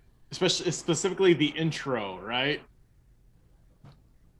I don't remember the intro. Where if you can't stab it from the outside, just hop into the inside and start stabbing from there. Oh, hell yeah. I'm into that. Yeah, it doesn't work that way at all. But that's totally our backup plan. Well, if I'm within 75 feet of it, I have a grenade launcher that I can shoot 3 times. So Yeah, and I was gonna say, like, we can station up, like, or we only need one person to plant. Why didn't we? Okay, first off, let's hire Stan. Stan can plant the creatures. Sorry, Stan, just in case. no, let's And then restart. So I just don't want okay, anyone to die. okay, so the three cattle that are going to be out there are going to be the initial attack if the creature falls for it. Hey. After we place them out there, we will find our own particular spots to stay, seeing if the creature will take the bait or not. Which, based off of the stuff that the fellow townspeople have happened, it's completely possible that it won't take the bait. But that's why we want the creature to be alive, because that gives us our best chance. That begs the question, you know, like, if the thing is smart, if it senses us, if it knows we're coming, if we go out there and drop off some food for it, then it's gonna know that something's up, or it could. So basically, what it comes down to, we'll go through and put the food out for easy access, and then we will hide in places there, and then it'll be a how good can we hide versus how well can we tell it's going to find us. I'm worried that if we put it anywhere that is going to provoke, like, a more likely attack, that we're going to be within range for it to sense us and sort of know our See, place. along those lines, what we can do is after we drop the food off, we can always take a long way around back to the cave. And hopefully it will have already, like, we can't guarantee this, but hopefully it will have already left the cave to go get food. So as it goes to go get the food and brings it back to the cave, we will already be there at the cave as it's bringing the food up. We can detonate the food and then attack it if it's still alive from there. So we won't be in the cave. Well, near the cave. Like I mean, you know, like that totally sounds like a Torque thing. You go out there and you just go balls to the wall, go hide in the cave, and we could totally do that. We could totally do that as a possibility. But a terrible idea. Given that there's been multiple parties that have come out here. Torque spent too much time on Tachanka to fall for that fucking plan. So given that this creature, based off what the villagers have said and the other mercenaries that have shown up, this creature has already shown the intelligence enough to not fall for traps. We give it the bait and we don't hide around the bait, because that I'm assuming that other mercenaries have probably already tried that. So if we drop off the bait and go somewhere else so the creature doesn't sense us near the bait, while it's grabbing the bait, that means that we can go sit up around the cave because it's going to bring the bait back. And then as it's bringing the bait back, that's when we hit it. When to detonate, and we can be sure. Interesting. Yep. So as it's going through and bringing one of these or multiple of these back, it gets to the cave, we see it, we detonate it, and we finish them off. Or if there's a place Inside or outside of the cave? Depends on where we detonate them. But outside of the cave. Outside. Yeah, outside would give us more like movement, more open area. And won't entrap us in a cave. Yep. Or are they smart enough where we can tell them to go a direction? Probably not. They're just livestock, right? Are they like horses? Could I be like, yeah, and they run in a straight line or something? Yeah, but there's no guarantee that the creature will grab it before it runs off. No, but I'm saying we make them run in a straight line straight for the cave. Then the creature will just be like, oh, sick. You guys are like the car, the first tour car in Jurassic Park at the T-Rex pen where they put the goat out. Yes. We are currently thinking of the T-Rex. How do we want to guide the T-Rex? Like, how do we draw this thing's attention without it eating us too? I mean, that's the big thing. Like this Behir eats elk, like Canadian elk-sized elk. Like, you know, like freaking 8 feet tall elk. So if it's already shown that it's smart enough to go through, if we try to hide around it as it's grabbing the elk, it hasn't worked for previous ones. How about we just drop off the elk, let it grab the elk, and wait for it to bring it back? Because it's not that big a deal if it eats it before it comes back anyway, because then it's still eating. Well, I just don't know how. Yeah. Your plan. I like that your plan involves us intercepting them at some point and knowing exactly when to detonate without being in the area of the deer or the whatever they're called. Tanir. Behir, Behir. Tanal. Yeah, Yep. Tanal are the horses, Yeah, Behir is the Behir creature. is the creature. Tanal Yep. is the cattle. Does anyone have invisibility? Would they follow a drone? I do have drones, but their invisibility is only a minute. A minute's a pretty long time if these things can move at a clip. But It's not that long when you're going up the side of a mountain. yeah, like basically the creature coming down, like going from grabbing the steer up until the cave, like 2 minutes is not going to be that long. Can we ask someone like what their capabilities are in terms of like giving them direction or something? We can ask Stan. Does the vet would have to know. Doc what's his name? Irowak. Doc Irowak. This is getting like the creative solutions I'm coming up with in my mind because of my ADHD and whatever else are so obscure. Like I'm. There's I also just Oh my god. Yeah, my shit's obscure too because in my head I'm like, it might never go for them.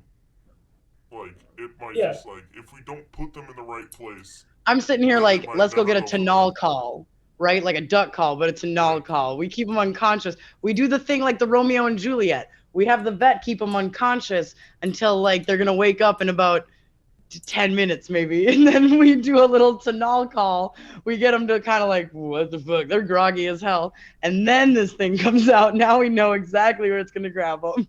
But how do we get them there without it seeing us and being like, well, this is a trap?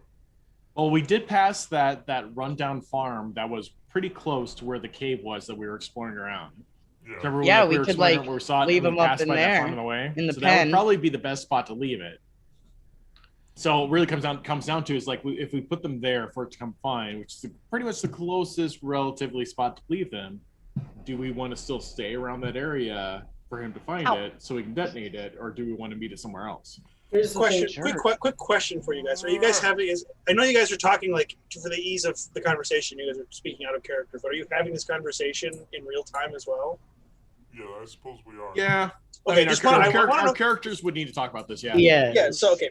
So as you guys are talking, I just want to know if the doc has anything to weigh in on. Yeah, I want to ask the Continue. doc. Continue. Yeah. Hey, Doc. Yeah. What can I do for you, son? What? How smart are these animals? Do they take direction? Can you give them a command? Yeah, they're a bit like horses. You know, they'll go where you point them, but they're not like trained, canines, Varen or human dogs or whatever that'll. They're not smart enough to learn the word association, but they're smart enough to know body language. And so if you're riding one, you can get them to go where you want, but pointing and gesturing isn't going to get you very far. Do they follow any sort of like pack tactics, like gazelle or whatever, where if one is startled, they'll go kind of in the same direction? Absolutely, yeah. Second question, do they know the difference between a mechanical dog and a real dog? But these creatures, you're talking about your friend over here? I think she's talking about the Behir. No, I'm talking about the Tanal. Tanal. They're animals, so mostly what they sense is intent, and if they get a whiff of something that they don't like, it's a reaction. So it's Can they be herded? case by case. Oh, That's what I'm saying. They come. Most of the farmers around here have small herds. Yeah, there's I don't wild mean to herds. degrade you like that, but No, there's wild herds out in the tundra as well. Could Omega possibly herd them there and then just book it and leave them?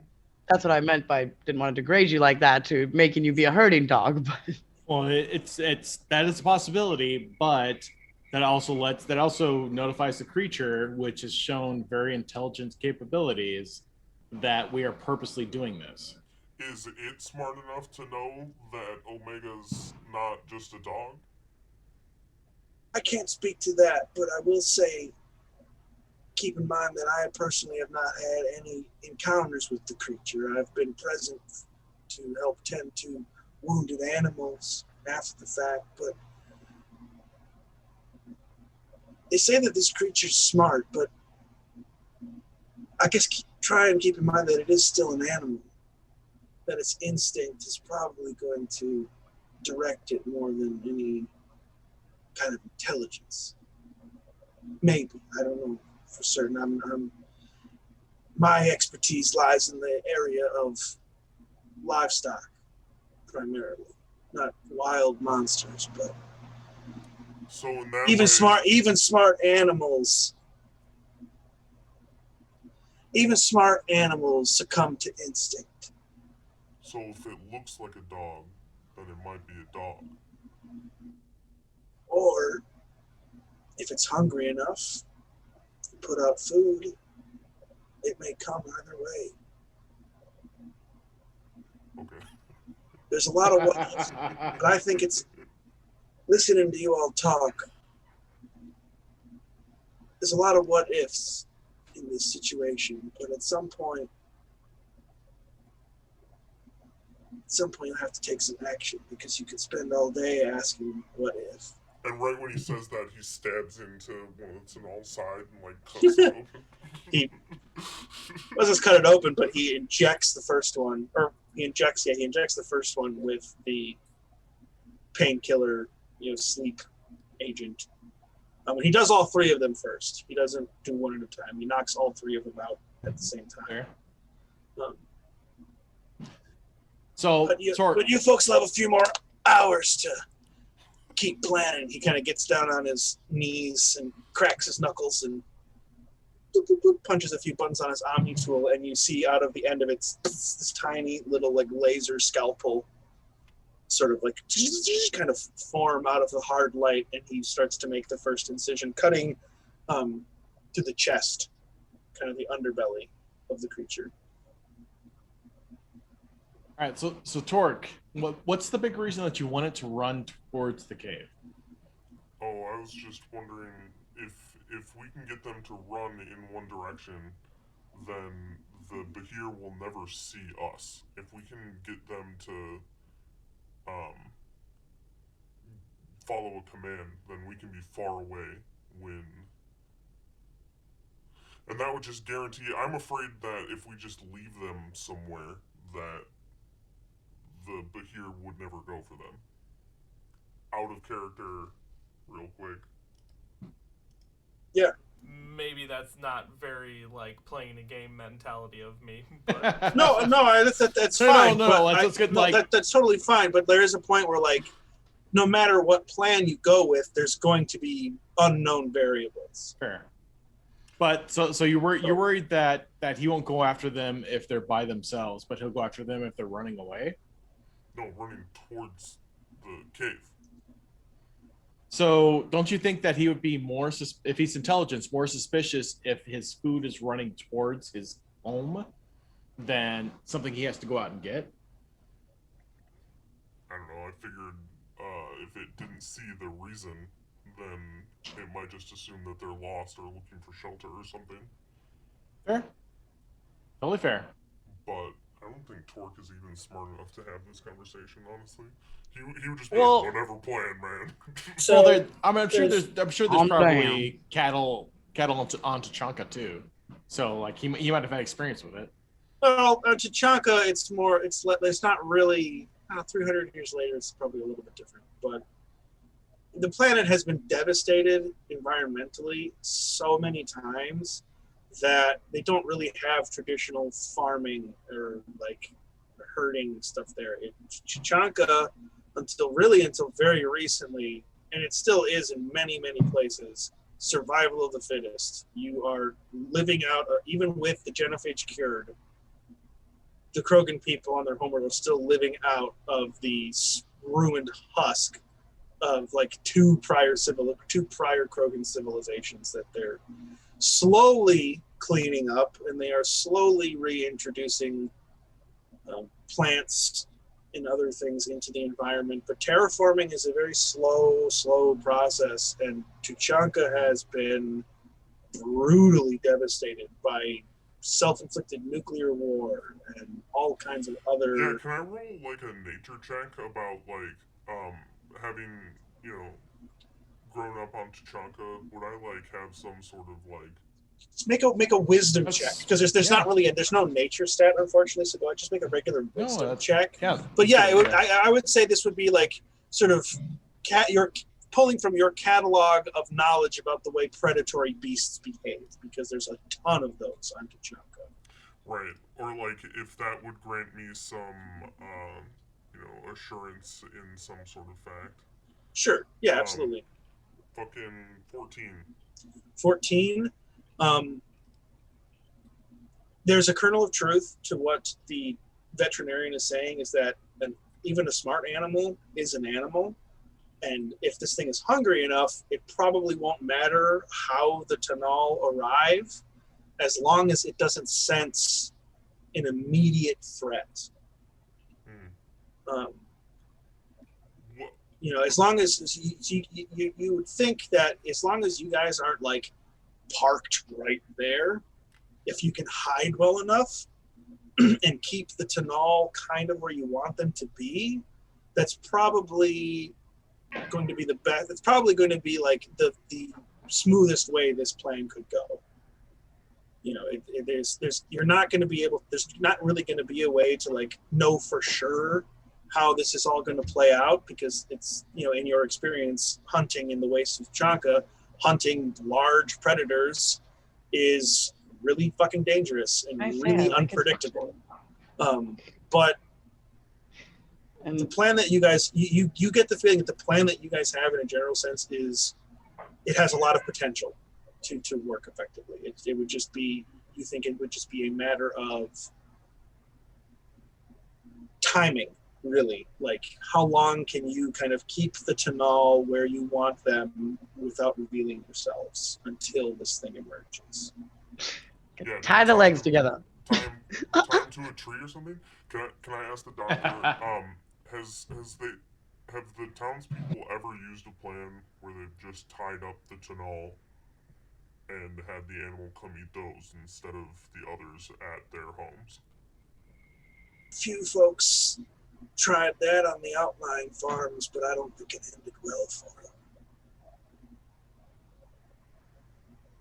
Did the Behir take the bait? And everything else too. But he took the bait. Took the bait and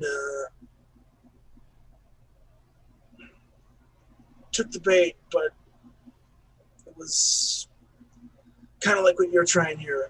They're trying to set a little bit of a trap. One of the other merc groups and one of the other merc teams that came through. And they got the thing to fight them, but it killed all of them. So baiting it would probably work. It's probably your best bet. But it's not going to be risk-free. Oh yeah. Go for the Tanar first. What I heard about it, as I wasn't there, was that they tied a couple Tanal to a post out in one of the fields. And it took a while, but I think it was something like 6-7 hours later, made its appearance, probably just coincidence. And when it went for the beasts and kind of scooped them up, that's when the mercs ambushed it, opened fire, and then its survival instincts kicked in and it started defending itself. Very well. So our strategy could be, instead of ambushing it, giving it some distance, thinking that it can go back home with a full belly, and then detonate it. If there's anything to mop up after that, then we come in with the grenade launcher and the throwable explosives and put the hammer down. Question: do we know what the range on our detonator is? I'm assuming it has one. Yeah, that's a good question. What would be the reasonable distance for that? I mean, it probably wouldn't be like We'll say we'll do that 120 feet range. Okay. Like really long, like a lot of long range abilities and stuff.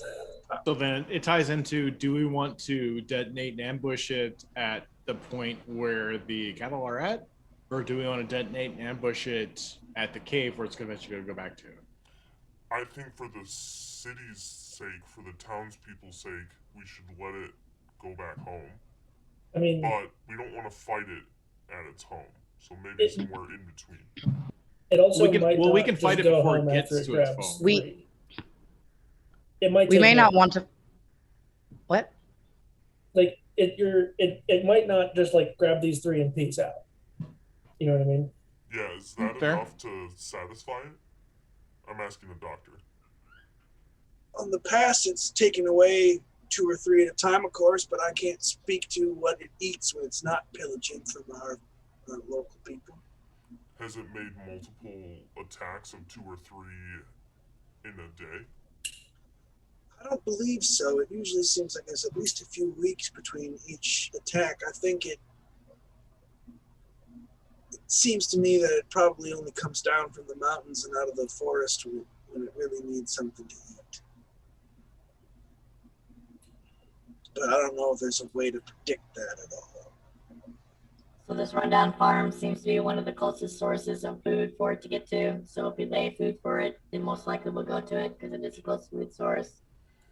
So we can set a trap at the particular farm or set it up to catch to the cave. However, if we set it up at the farm with enough time, we might be able to hide the Mako nearby at the same point. Oh man, Plan B could be ramming it with the Mako. We should totally bring the Mako. Why did I forget about the Mako? The Mako also has a gun if need be. Yeah. I mean, Torque has his priorities. Don't mess with his priorities. His priorities are good. As Plan B.2, yes, totally has a cannon and a machine gun.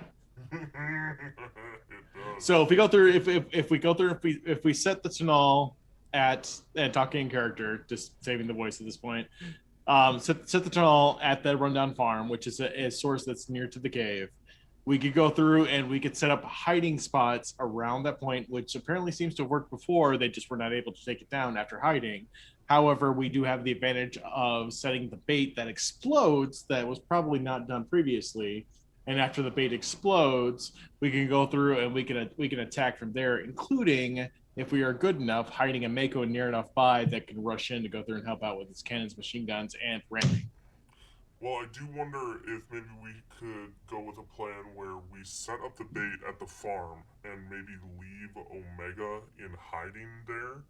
Or, I mean, this is presupposing that its plan is going to be that it'll go out and eat some and then go straight back to its cave. So I don't know.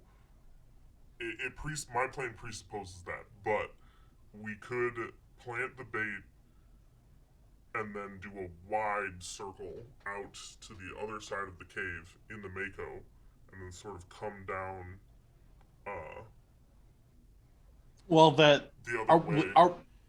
Are we able to go up the mountain with the Mako? From looking at it earlier, yes, you could. It would be tricky. There's a lot of larger boulders, so it would necessitate probably lots of small turns to navigate between that. But yeah, it's the Mako. It can climb up a fucking 90-degree cliff if it needs to.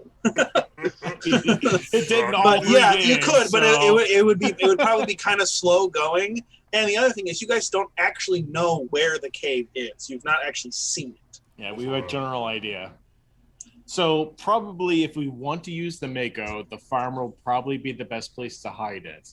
Mm-hmm. Because based off of not exactly knowing where the cave is, let alone not exactly knowing when it's in the cave or out of the cave, and how hard it is to get the Mako up there, if we do want to use the Mako, the farm is probably the best choice. Is there a structure that we can hide it inside or something? Is that what you're saying? Does it have a barn? There were a couple of structures at the kind of rundown farm you saw. You've driven past it a few times now. There's a barn and a house, but in order to gauge how useful they would be to you, you'd have to go and investigate them on foot. Do we have time? Probably asking the doc. He says, "Yeah, I'll probably be at this for another few hours. I could use a. It'd be nice if someone could stay here to lend me a hand just in case, though. But if you need to go have a look around at some things, you've got time to kill."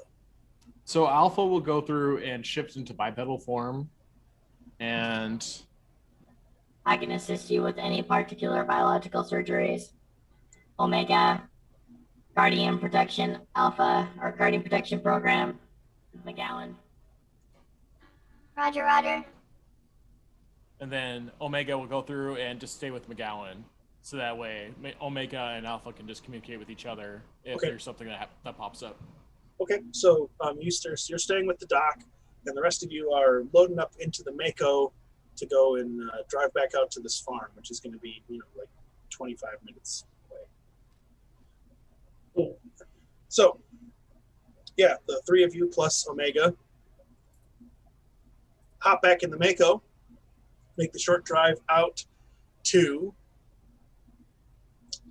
the farm. And actually, for this, why don't I kind of show you the area that you're going to be interacting in here, give you a little bit better look at things. Neat.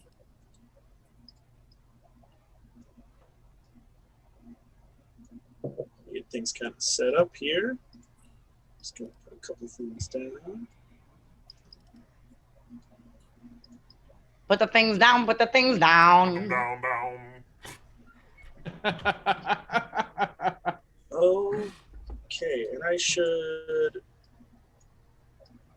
Right, if you're ready, Torque. The map I is. swear to God, I thought you said twerk. I was like, I've never thought of that connection. All right, twerk. If you're ready, Torque. The map is up. The map is broadcast, bro. So you guys kind of enter. You drive up along, kind of pulling around. In front, you see a low stone wall here, which is kind of crumbling in places. There's a very tall rock right over here. Probably about Can't see your cursor. Yeah. We need your Oh, my cursor is hidden. There we go. I've got it now. You see the green dot? Yes. Yes. Right, so yeah, low stone wall here, broken in places. This taller tree is probably like 20, 25 feet tall. The smaller one is maybe like 10.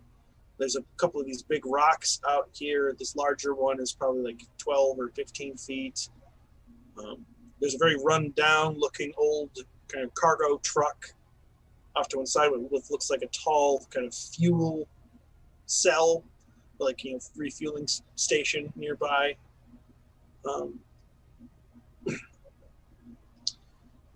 It's going to require a little bit more of investigation to see what's inside the buildings, but you do also see a number of like those big rolls of hay that are sort of partially covered in snow, and that's what these things are. They look like probably- frosted mini wheats. Yeah, they do a bit. They're about 4 or 5 feet high, very heavy, but So the frosted mega wheats. yeah. Yeah. Okay. Should we just drive up to it and hop out? I've assumed at this point that you guys have like Family road trip style. parked and jumped out and are kind of just standing on the outskirts of the property at this point. I've got you guys down on the map. We're just doing the video game idle. Nope, I don't have you down on the map there. I Okay. do, but again, I keep forgetting that the hide function does not work the way it used to, and I keep forgetting that you guys are hidden off screen. Where Gosh am dang I? it. One of these days I will remember that that's how that works now with this new version of the program. Why am I hiding? So you guys are in the Mako are just parked kind of just outside the stone wall there, kind of looking in on the property. How high is the stone wall? About waist high, like 2.5, 3 feet. Could the wheels on the Mako just roll over it? Or knock it over? These are like cobblestone or like field Yeah. stone, so the Mako would probably just smash through it. Okay, Oh, good. so it's not a serious obstacle for the Mako. Okay, No, or the Behir. yeah.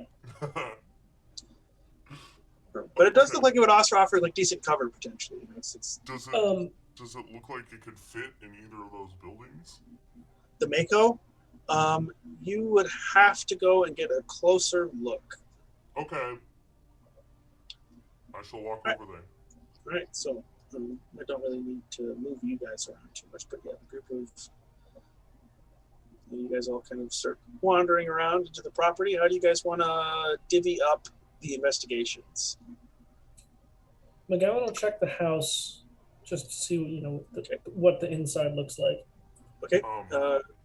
And Omega will be going with McGowan since he's been ordered to pair up with him. Torque wants to look at the building with the bigger opening and see. Yeah, the bigger building looks like a barn.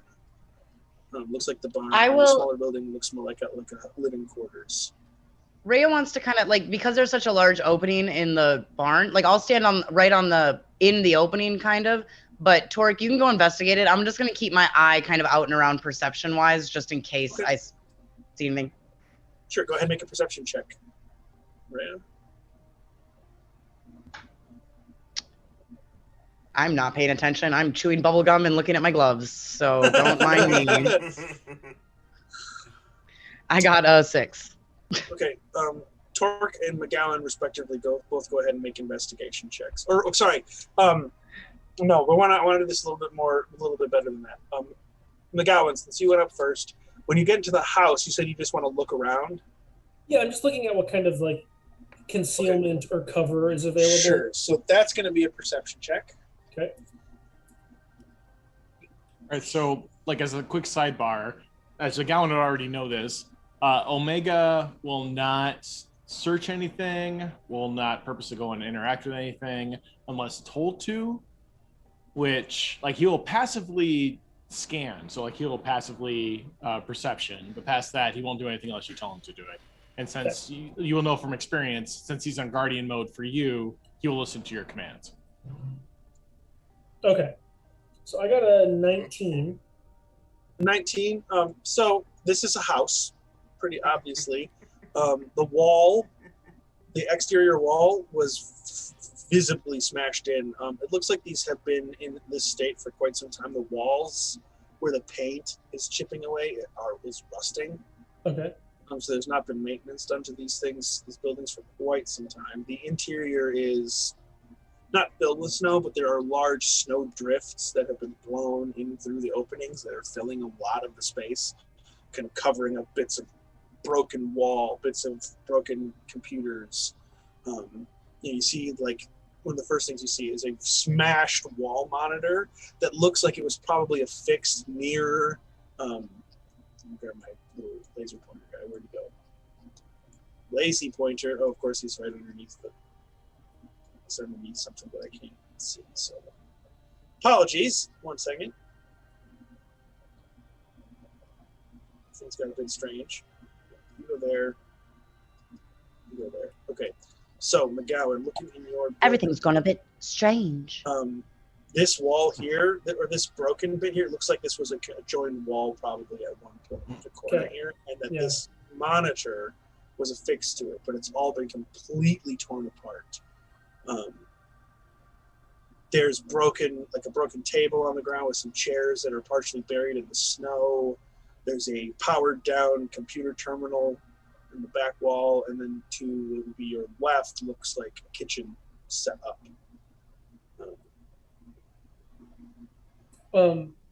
So I guess to clarify what I'm specifically looking for is like, are there walls that go full height? Is there a roof? Oh, Like, yeah. There's a Is roof. there something I could hide behind? Yeah, it's a single story house, single story Mhm. prefab. All of the walls that are intact there are intact. These are doors. These darker rectangles. These are Okay. sliding doors. These lighter ones are windows Okay. that you would be able to see through. The roof in here is probably 8 or 9 feet. Okay. If you want to look at more specific information that would require specific investigation checks of areas or objects. Omega, take a look around, see if you can find anything useful. Okay. Why do we roll an investigation check for Omega?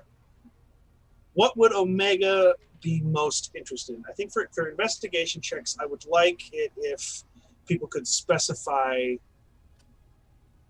not like to a ridiculous extent. What they're investigating. Yeah, but if you could give me more specific details about what kinds of things you're looking for, rather than going, I'm looking for something interesting. Like, I don't really know what that means for you. I need to know, like, what kinds of things you want to keep an eye out for. So think, if you guys have owned or have seen any videos about vectors, those are the kind of commands you would give to, like, Omega. That's not very helpful. I don't know what you mean. Yeah. Oh my God! Okay, so all of us are internet jockeys. Look up vectors. They are basically a desk pet robot, and they are cute as hell. But they follow basic commands. As a graphic designer, vector means something very different to me. Yeah, no, not that vector. But yes, vectors. Like they're like think of like Wall-E for How are they like spelled? a desk pet. Just like regular vector. VECTOR. Oh. Right down. Yeah. Yes. But Either way. anyways, so what? Very what would you, basic. I don't know. Yeah. Like, it doesn't have to be like a single specific object, but like just kind of give me an idea of what you want to look for, rather than just like look around the room. That's Aww. that's what I want, is to look Right? around. Okay. Well, you've already you can make another perception check roll then for Omega. Sure. All right. So that's pretty good. But 0. So that's a 19. He doesn't really notice too much else. Again, like if you want to search a specific room, that would be an investigation check. But if it's just like looking around I've the got space, what I came for. Yeah, So Omega, if it's a perception check, isn't going to see anything else either. He sees what you see as well. Meanwhile, over in the other building, Torque, why don't you go ahead? What are you trying to do? Make a perception check, Torque, to just look around the room initially. What did you want, Rhea? I was gonna say, can I roll another perception check to look out? Because I feel like that's really shit for her. If it takes enough time for these guys to, I will. Yeah, you can. But right now, it's only been a couple. I feel like Torque just distracted her. Like he said some dumb shit in the barn, and she was like, "Oh my god!" Like, depending on how long the searching takes, yes. But it's only been a couple of minutes, so not quite yet. she's like, "Rhea, your hands are dirty," and she's like, "What?" And then he just strolls into the barn. She's like, "I have 6 other pairs of gloves. Like, don't do this to me." I rolled a 16 for my perception check. So yeah, looking around, stepping into the space. This has also been very heavily damaged. The whole corner of that building was ripped out, and the metal walls have been bent and contorted and twisted and shredded, leaving scraps that are kind of just protruding up and out of the snow. The jagged edges of the walls kind of bent at very, very aggressive angles. The wall that you're currently standing next to looks like it was a divider wall that was also torn through. There's another smaller vehicle. Looks more like almost like a golf cart kind of a thing, where they kind of just maybe use it to just like kind of drive around the property and just kind of keep an eye on things. That looks to have been moved with such force that it busted open the wall on the far side there, over here. And there's just tons of just debris and shit scattered all over the place from just looking around. If you want to look at something more specifically, that would be investigation checks. But sizing up the room, you see a lot of things that have been scattered, probably by something large with a lot of explosive strength. Word. So I just I look around at all of the obvious like walls torn up and things thrown about and say, well, at least we know the Behir will come here. What I'm really looking for is to see if the Mako would fit inside. Go ahead and make an investigation check for that, just to kind of like, as you're sitting there sort of gauging the space a little bit more. He like sticks his thumb out and Yeah, exactly. Closes one eye. yeah. Some of this. Yeah. What'd you get, Torque? It's a 16. 16? You could get the Mako in here. It would probably require some removal of some of the broken metal so that you could kind of like clear out a little bit more space for it. But there's enough room in here for the Mako to fit for sure. You know, you looking around, you probably have to find a way to tear out most of the remains of this like lower section of this broken middle wall and like this bit over here. But if you could like cut those away, you could get the Mako in here to a point. You know, like move a few more things out of the way, that'd be a little easier. The hard part is going to be would be to remove the sections of broken wall. Can't the Mako just kind of like ram into it? You could try that. You know, given like the whole corner of the building has been taken out, you're not sure what that would do for the structural integrity of the whole building. But it's definitely something you could try. They're both viable. Well, yeah. Is that like a ceiling height wall in the middle there? Yep. I'd say the ceiling in here too is pretty tall, so it's probably like a 15 or an 18-foot ceiling, since this is kind of a big barn. So you wouldn't have to cut the whole thing out. You just have to kind of cut enough, like maybe like the lower 10 or 11 feet of it out, so that the Mako could like back in or something. I don't know what I'm going to cut with. I don't have what I'm going to cut with. Omni tools have a lot of like they have like a lot of all-purpose tools. Like your Omni tool kind of covers Like for a a lot of knife. Yeah, it covers for a lot of the stuff in like regular D&D that's like a small hammer, you know, a climbing hook. It does a lot of that sort of stuff as well. It is, as you say, sort of a Swiss Army knife. So your Omni tool would have some kind of smaller cutting implement. It's not a weapon, but it would be something you could use to cut away pieces of metal like this. Because this is, you know, it's prefab metal, but this isn't like, you know, this isn't like military grade steel. This is, you know, it's rusted and a little loose. All right, well, I'm gonna start just cutting away at stuff then. Okay. So that's not even going to be a check. That would just be a time kind of a thing. It'd probably take you to do it with the amount of care that your investigation check indicates, which isn't like a ton, but you don't want to like accidentally have the roof come down on top of you. You know, it's probably going to take you like the better part of an hour, because you're going to kind of want to cut a little carefully, especially in that middle wall. But with an hour of time, you would be able to do it. You'd be able to clear enough room for the Mako to fit in here and kind of push some of the other stuff out of the way. Well, we didn't have that much time, so I'm just gonna get to cutting. Okay. Get to cutting. Fire up your Omni tool, lean your hammer against a wall, and start to slice away the metal in, like, you know, 6 foot by like 3 foot sheets, and kind of throwing it outside, stacking it in piles. Just, you know, that's a Krogan. There's a big beefy Krogan. You know, the metal's not. It's heavy, but for you, it's, you know, it's like a. It's like lifting a heavy bag of dirt. You know, it's heavy, but it's not. Doesn't really cause you too much trouble.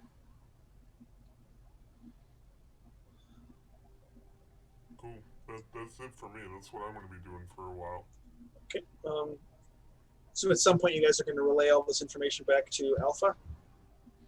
Oh yeah, I guess I'll get on my Omni tool and say I'm going to cut out a space for the Mako to sit in this barn.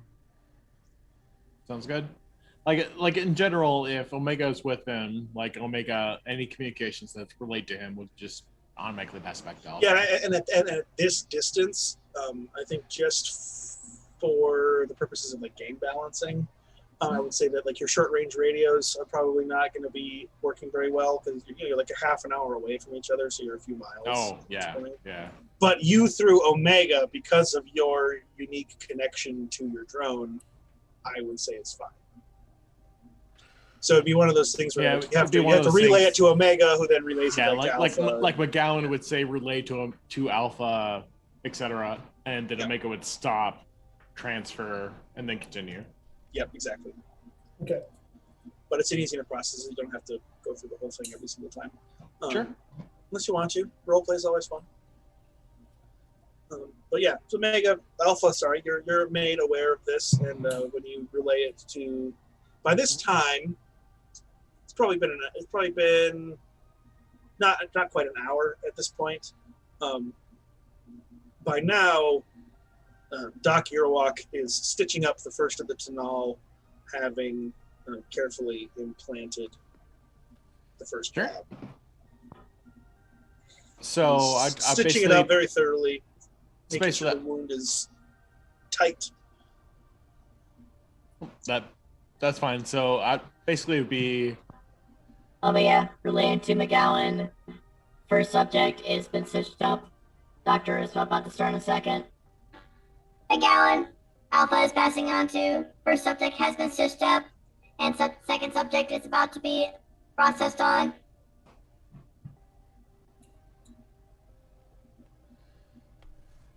Did y'all hear that? Came through our Omni tool. Yeah. Well, at that point, we are out of range of like Omni tool radios. So that's like it's. We're relaying information here. Yeah, Alpha and Omega have a different range, but that's basically Omega passing on to you. Omega does not have the team talk, the team radio. Okay, so as far as I know, Omega's just with McGowan right now. So. Yep. Yeah, so but McGowan could relay the information. Yeah, like we travel along, so McGowan already knows that if it's something coming from Omega, Omega can't tell the rest of the team. Yeah, essentially you're using Omega as a middleman, essentially at this time. So I'll go find Rhea and Torque. Good. So you guys have. I'm chewing bubblegum and checking my gloves, I guess. Let's say by this time, Rhea, go ahead and roll another perception check. Oh, nice.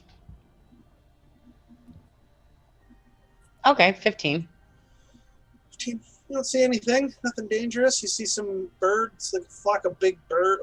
Sorry, a big flock of birds, not a flock of big birds, because that would be interesting. So two different things.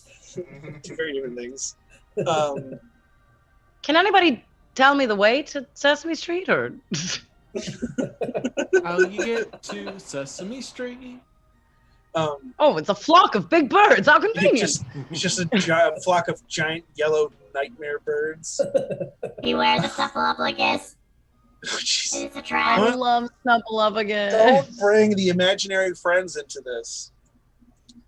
He is not imaginary. He is just invisible. Yes, very invisible. Oh boy, we're opening up a whole can of elementary school worms from the 90s with this one. But that's for a topic for another time. So we're having reconvened, the three of you plus Omega, standing out in the calm air. Again, there's nothing going on. You just kind of hear the wind and the sound of this flock of birds overhead. It's a big flock of birds. There's nothing particularly ominous about it. What is up with these birds, y'all? But it's this is a tundra. So if you think about sort of tundra ecosystems. I know, but something's got to be up with these birds. We've brought them up like 4 times. What's up with these birds, though? Well, it's really just one time, and I'm trying to finish describing them. But yeah, I mean, other than that, it's a very beautiful, calm afternoon. It's early evening at this point. It's probably after 5 by now. Remember, 5 o'clock out of a 26-hour day. That's what I'm wanting to do. Well, we did hear from the townsfolk that the creature tends to attack at like dusk to dark. So we have, several hours to get our stuff prepped up before we have to be ready. Yeah. Probably a good idea to take stock and just make sure we're set.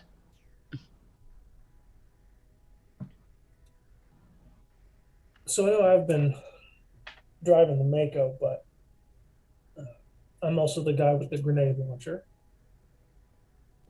So maybe I stay outside the Mako. Someone else drives. If we're going to drive the Mako into a creature. I would prefer not to drive. I prefer to be driven. Amazing. Can Alpha drive? Alpha is relaying that worst case scenario, Alpha can drive and Omega can pilot. And by pilot, I mean shooting the big gun. I'm No getting one else data pushes vibes, which I love. Okay. Alpha has relayed that it is not ideal. However, the two of us can go through and handle the Mako if none of you wish to be in there. I can, because the idea is to, what I think would be the best play would be to detonate the explosives after we're sure that the creature has eaten them, and then while the creature is stunned from the explosives, ram him with the Mako, and then bring the gun side around and start shooting. Just in case it's too bad for that. So, Torque, do you wish to go through and handle the gun as the Mako is charging? Sir! Or do you wish to not be in the Mako so you can charge at the same time and hit with your hammer? No, I don't think I want to use the hammer. I'll use the gun this time. All right. Alpha can drive the Mako if McGowan wishes not to, or McGowan is a better pilot if McGowan wishes to drive. Or I'd be happy to drive if you're better on the gun. Well, if we're driving the Mako at this thing, I don't want to shoot it with a grenade launcher and blow up the Mako, so I can drive. Well, my idea is that you aim through the creature. So hopefully it'll be boom from the Tanal exploding, and then wham from the Mako, and then the Mako leaves some track marks, keeps on driving, and wheels around. That should give you a window to shoot the grenade launcher once the Mako is clear. So Alpha is relaying that the most ideal time to inflict maximum damage is that once the device for activating the explosives to everybody would attack at the same point would create maximum damage. From there, Mako could be charging to go through and hold said be here and hold him there as we continue to inflict additional damage. Sure. Whatever. So at this point, Torque, do you wish to go through and to attack with the massive cannon? Or do you wish to go and go full Krogan upon it in melee? This is always my hardest choice. I'm gonna throw a curveball, and I'm gonna drive the Mako. Nice. Alpha has acknowledged that he can operate the guns if Rhea and or McGowan wishes not to, or if Rhea and McGowan wishes to operate the guns, Alpha can go through and be outside the Mako. Here's a question. I definitely don't mind handling a gun. Giggity. Wait, hold on. Giggity. So What does there's that mean? Gun cage on the Mako. What about it? Never mind. It's a dumb question. No, what is it? No, Nothing is a dumb question. No, McGowan. Nope, It too doesn't late. make sense. Too late. Nope. Too late. No, it's all good. I'm just gonna take my heels in at this point. I will refuse to answer. So Alpha is inquiring. We wish to go through and to explode once Behir has gone through and taken said bait. After the bait has exploded, Torque has agreed to go through and drive or be in the Mako. McGowan, do you wish to go through and be in the Mako? Ray, do you wish to be in the Mako, or do you wish to go through and attack outside of the Mako? Well, I mean, I think we have more firepower if I'm out of the Mako. Yeah, I thought it was. Phase Yeah. 1 is triggering the remote explosives. The boom boom to null. Phase 1, boom boom to null. Phase 2. Boom Boom Grenade- Tanal sounds like the name of like a really An 80s band. like an 80s band, or I was gonna say like a weird Foreign film. Oh, my plan breakdown. yes. Anyway, sorry. Yeah. Anyways, I had something and I lost it. Phase 1, boom boom to null. Phase 2. Phase 2 is grenade launcher and I'm assuming sniper rifle or harpoon gun or something. And Oh, it's both. phase 3 is to ram with the Mako, and I guess phase 4 is to follow through with the Mako and wheel around the gunner seat so that there's proximity enough that McGowan can continue using his grenade launcher. Phase 5 hammer. Sounds like a plan. Yes! Alpha is inquiring clarification. We will go through and set subject as bait. Subjects 1 through 3. Phase 1, as Behir goes through and consumes and or gets close to subjects 1, 2, and or 3. Explode, set explosives in subjects. Phase 2, go through as subjects explode. McGowan and Rhea will attack at the same point. Phase 3, after Rhea and McGowan have attacked, Torque will go through and drive said Mako straight into Behir, while Alpha and or Omega is firing machine guns and or cannons. Phase 4, Torque connects with said Behir, and any pieces that are left, Torque will come out and hammer down until there is no pieces left. Mine had 5 phases, but yours is good too. What is Phase 5? What phase have we missed? Phase 5 was hammer time.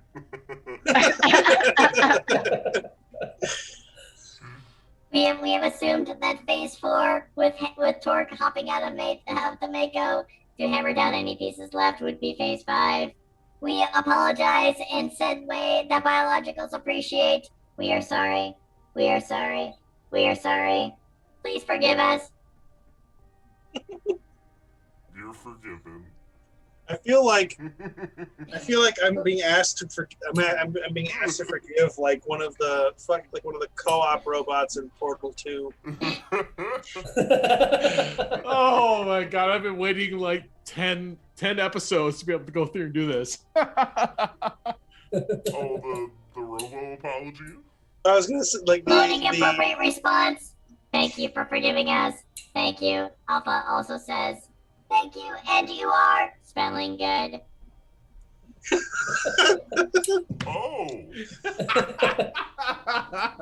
all the factory simulators are working at maximum efficiency. If I was a biological female, I would definitely want to mate with your masculineness. Okay, that's enough. Torque's like, okay, all right. I've had sex with a lot of things, but I'm not gonna bang a robo dog, alright? Not today. Well, now the thought's in my head. I'll get back to you on it. I did say I'd try anything once, so.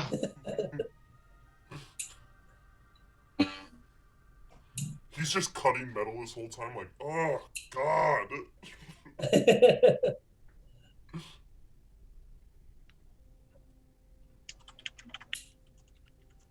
What are you typing?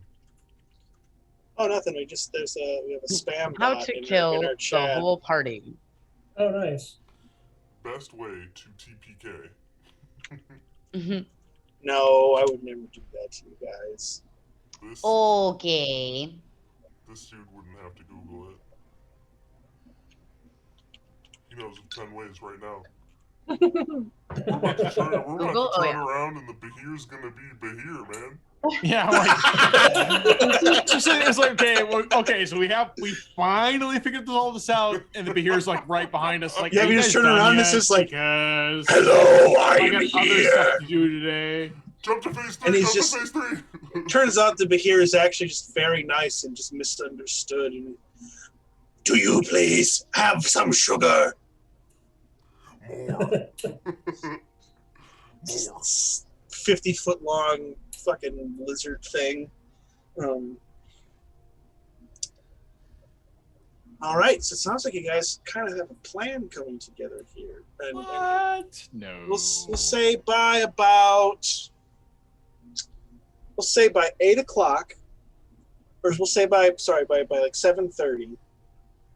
Torque, you have finished removing as much of the walls as you are comfortable removing, and you are pretty confident you'll be able to back the Mako in here. It may not be complete concealment, depending on which angle the fight is happening from, but you can get it out of sight for at least a little bit. Back at the barn, Doc Irawak has completed all 3 procedures, and the Tanal he is keeping heavily sedated. You gotta Knowing- keep them heavily sedated. Yeah, kind of knowing what your intention is for them, and knowing that if they wake up, the pain, they'll be more susceptible to the pain and the discomfort, the obvious don't discomfort worry, of the guys. situation. It'll all be over soon. It'll be okay. Your pain will be over soon enough. But he's keeping them heavily sedated back with you, Alpha. And Alpha, the whole time, he didn't need much from you. All he ever needed was for you to kind of like stabilize something or to, lift something out of the way. It was a pretty simple affair, but you guys have a plan in place or something, the closest thing you got to a plan in place. Oh, come on. That's a plan. It had phases and everything. I say it is. It's a good plan. It's a good plan. It was a good planning episode tonight because I think that's where we're going to leave it. It's close to 10 o'clock and there's no sense in starting the big fight with all. I mean, we got like all the Sorry. setup done and the plan made. Yeah, I'm you guys stoked have a about it. good. You guys have a good, thorough plan. I'm ready Everybody that tuned Little in RP tonight, sesh. if you want to hear all about exploding, moose-sized cows, you're gonna have to wait till next time. Next 2 Wednesdays from now, we'll see this Exploding whole plan cows. go to shit. Yeah, 2 weeks. We'll see. Tune in 2 weeks to watch Wait, boom, everything blow up in your I face. I call right now that we call episode 11 Boom Boom Tanal. Yeah. Oh, yes. we Yes. should. Yes. Someone who's more Yes. clever than me should go through and name our episodes good names. Just putting that out there. If viewers, Well, we just have to pick like a If the- quote or if- like a saying or something from each if one. viewers, So, if viewers episode- from of the show have any suggestions for good episodes of previous Leave them in names the of chat. episodes of previous episodes, go ahead and tweet those at me or Red or whoever, and we'll make sure the person who What's gets your to do Twitter? all that fun stuff. My Twitter, I just changed my name, so I actually need to look it up real quick so I remember it. My Twitter, my current Twitter handle is @GMLexicon. There it is. I'm not I am totally voting terribly I'm not for- terribly active, but I'm there, and if you follow me, that'll be fun. You can also follow Mass Effect Aftermath at ME Aftermath Show on Twitter. That's where we do updates and post schedules, and we post fun kind of space themed retweets and stuff from like NASA and shit. It's pretty Space. great. Space, dude. Space, man. Space. Like, what do you think about space, man? Is it not the time or is it not the space? And then, Space pants. Of course, you can follow Red as well. Red, what is your... I'm a person. You are a person. Hi, human person. Hi. Yeah, my name is Red Herring. I played Elarea tonight, and I have a stream as well on Twitch. We do Dead Herring opposite this lovely show where I talk about true crime, cults, and unsolved mysteries. And we're actually having one coming up where I will be talking with a friend about conspiracy theories, just kind of riffing it off. So that'll be a fun one. And then, yeah, I also play in a D&D campaign on Sundays where I play a fairy in a homebrew, and Mondays where I play an air genasi named Nix Vietar. It is very fun. That's a name. Yes, it is. And then we just play other games as well. We play The Sims, we play Jackbox, we play Pummel Party. Viewers can join in, so come on over and say what's up. Okay. Unless anybody else has any more plugs. Yeah. I think Obnoxious Entertainment. Like, I go through, and some Wednesday nights I do this. Opposite Wednesday nights I go through and play games with my little brother, Little Ignorant. We're currently playing It Takes Two, which is hilarious because you have to work together, and he's my little stepbrother that I've been teasing since, he was about this tall. Past that, that's like. What? No, I have definitely not taken him jumping into a vacuum and shot him way off into death's, basement versus over here, which we can keep going in the game. But past that, I go through, and my current D&D campaign that I'm playing with every other Sunday will be ending shortly. And approximately in the next month or two, I'll be going through and running a Ravenloft campaign every other Sunday off of my channel. And it'll be while, you guys are used to me going through playing a robot dog, I will be playing with 5 other people that have never streamed before. So it'll be hilarious to watch them go through and play Ravenloft. Yeah, we'll make sure we get platform they've never done. Yeah, we'll make sure we get links and stuff for that we can share with the viewers when the time comes. Just let us know. I think that's it for tonight. Thank you. No. I built this big ass drone. Come over to my Holy channel shit. at Bad Luck FPV to watch me fly it. Ooh. Okay. It's fun stuff. It's a fun channel to watch. It's huge. Look at it. It's giant. Go ahead and subscribe. Go ahead and just subscribe to Bad Luck because it's a fun vlog thing he does there. Yeah. Scribes, because the YouTube algorithm gods demand their blood sacrifice. It would be really nice to have a drone to fly into a Behir cave. You have one. I asked about it. Don't you lie to me. He can make like 5 different drones. Plus he's got Omega. But anyways, that's it tonight, everybody. Thank you for tuning in. It was a pleasure and a good, just wonderful time as always. Thanks, guys, for playing with us.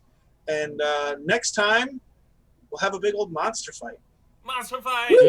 Monster fight! Good night, everybody. Adios. Good night.